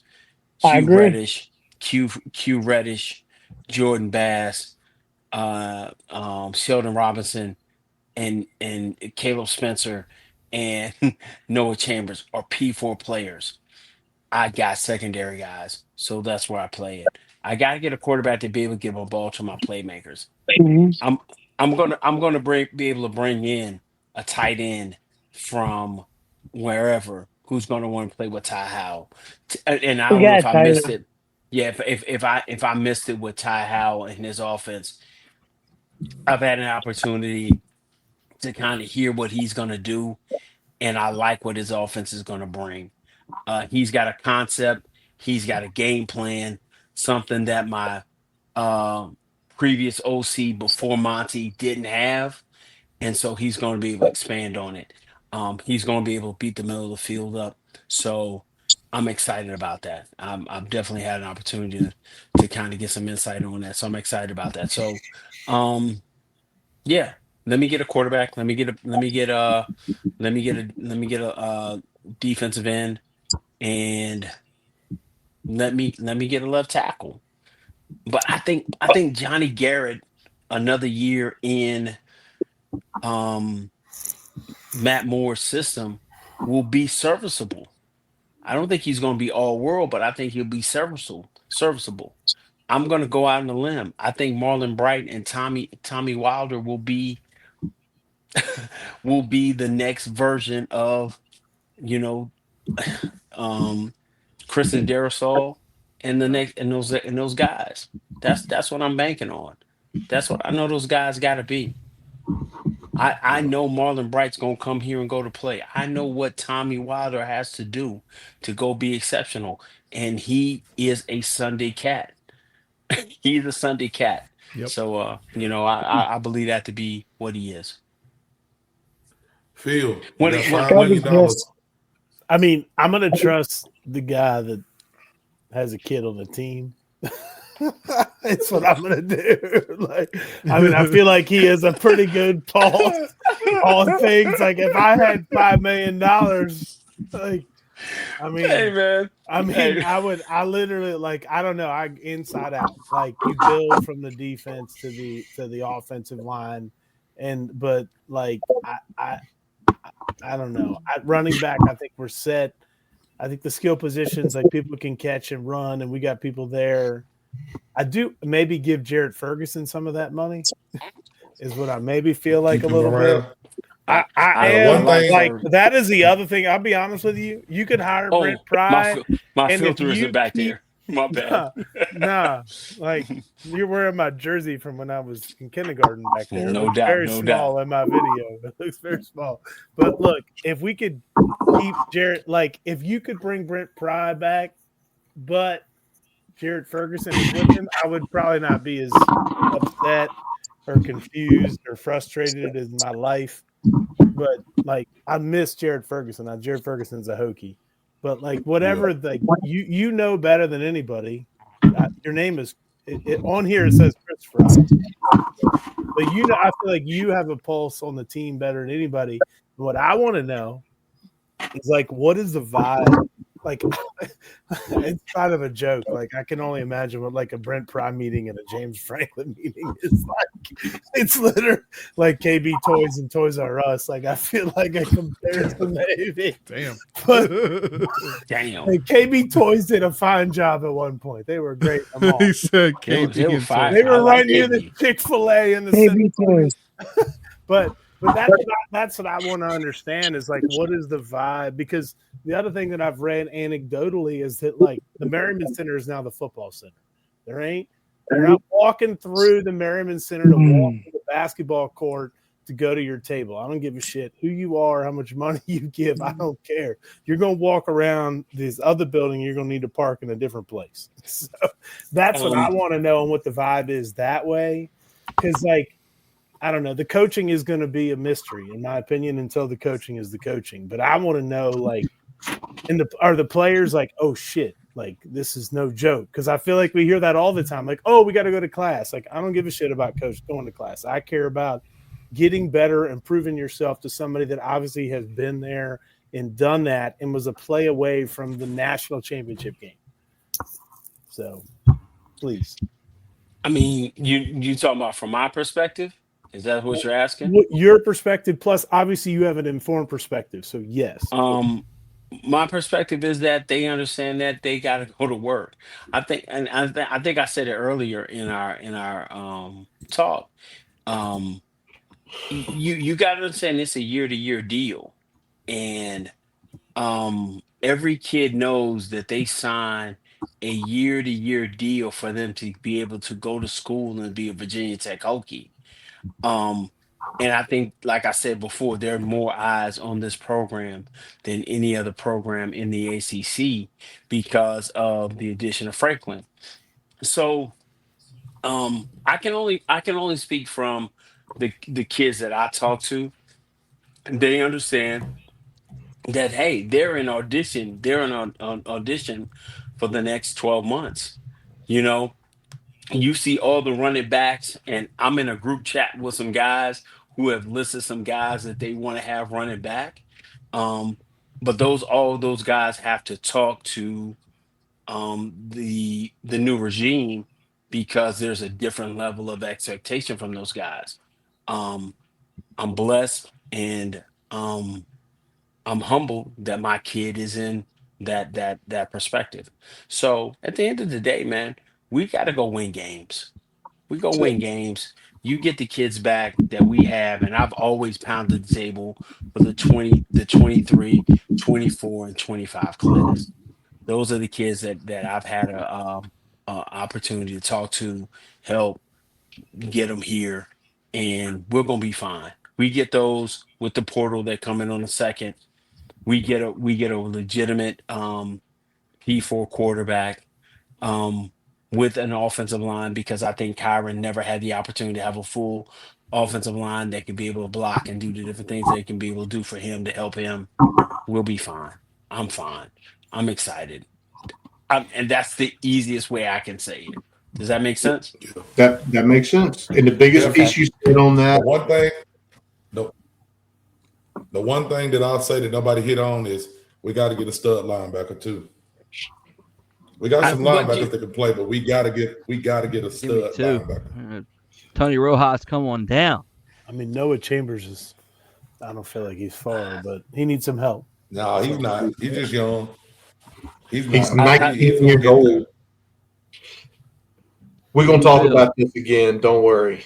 3 of them. Yep. Bill, I don't know if you know this, but you were just talking to the Green Run Godfather, and that in itself is Hey.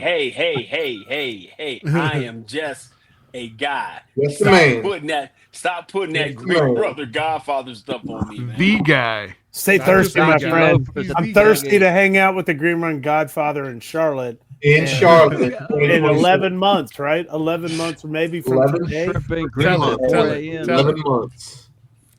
All right. We're gonna be It has fine. been almost 3 hours. As always, this is an absolute blast every year. It is. Some people that came on, the people that came off, may not have been the biggest crowd tonight. I don't know where Dwight Bick is, but we're going to have a conversation. He joined on do it Instagram. again. He did not jump on live, but Dwight's do always it got his hand on the pulse. Well, I'm man. sad because I missed Dwight. You got to do it again. You got to do it again when we got a more complete team. This is uncharted territory. Literally uncharted territory. Uncharted territory. But the way the state of the program goes right now is we've got a significantly better head coach. We've got a significantly better staff. The players are better than they were 3 or 4 years ago, significantly. Yes, sir. And now Months ago. everything that happens in the next month. So maybe we run it back about a month from now. Now, it's going to probably be more stone cold sober because I can't do this every Friday night. I will be dying. I won't be stone cold sober, but I'll certainly be a few drinks. Well, less I'll have tonight. a tall PPR in here every Y'all time. be proud. I did not get hammered tonight. This is Friday. This is a steady Friday buzz. night. Brian Sieglitz. Friday night, state of the program every quarter.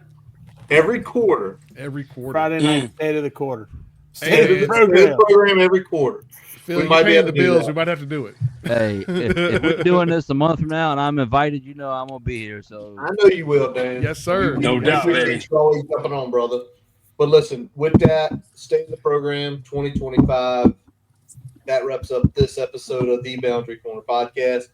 Brought to you by Moments on the Moor. He's right there. He's about 14 Bud Lights deep. Brought to you by County Pharmacy. We need to get Jeremy back on here. For Jonathan Talley, give him the peace sign, Talley. Yes, Talley did not get to have any alcohol tonight because all these drugs he's on. For Chris Lester, man, I love having you on here, brother. I appreciate you, man. I appreciate y'all. For Dan, Visionary Season, check him out. Tales from the Terror-Dome. Terror from the Tales Dome, man. That's how drunk I am. My brother Brian Siegel, last 30 years of my life. I am Curtis Wilson. Check us out Brian, everywhere. Yeah. Go ahead. Give shout out to Brian, man. Man, listen, dude has been going through so much, man, and been checking on him. I appreciate you, bro. I appreciate you, man. It's gonna get better. I appreciate you checking on me, man. I really do. I really do. Hey, every time I feel like I'm having a little bit of a tough moment, I get a text or a call from Chris.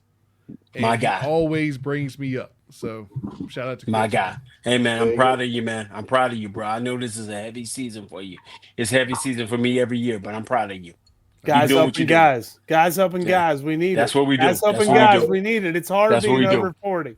It's hard being over 40. Guys helping guys. Damn right, dude. Check out our other podcasts.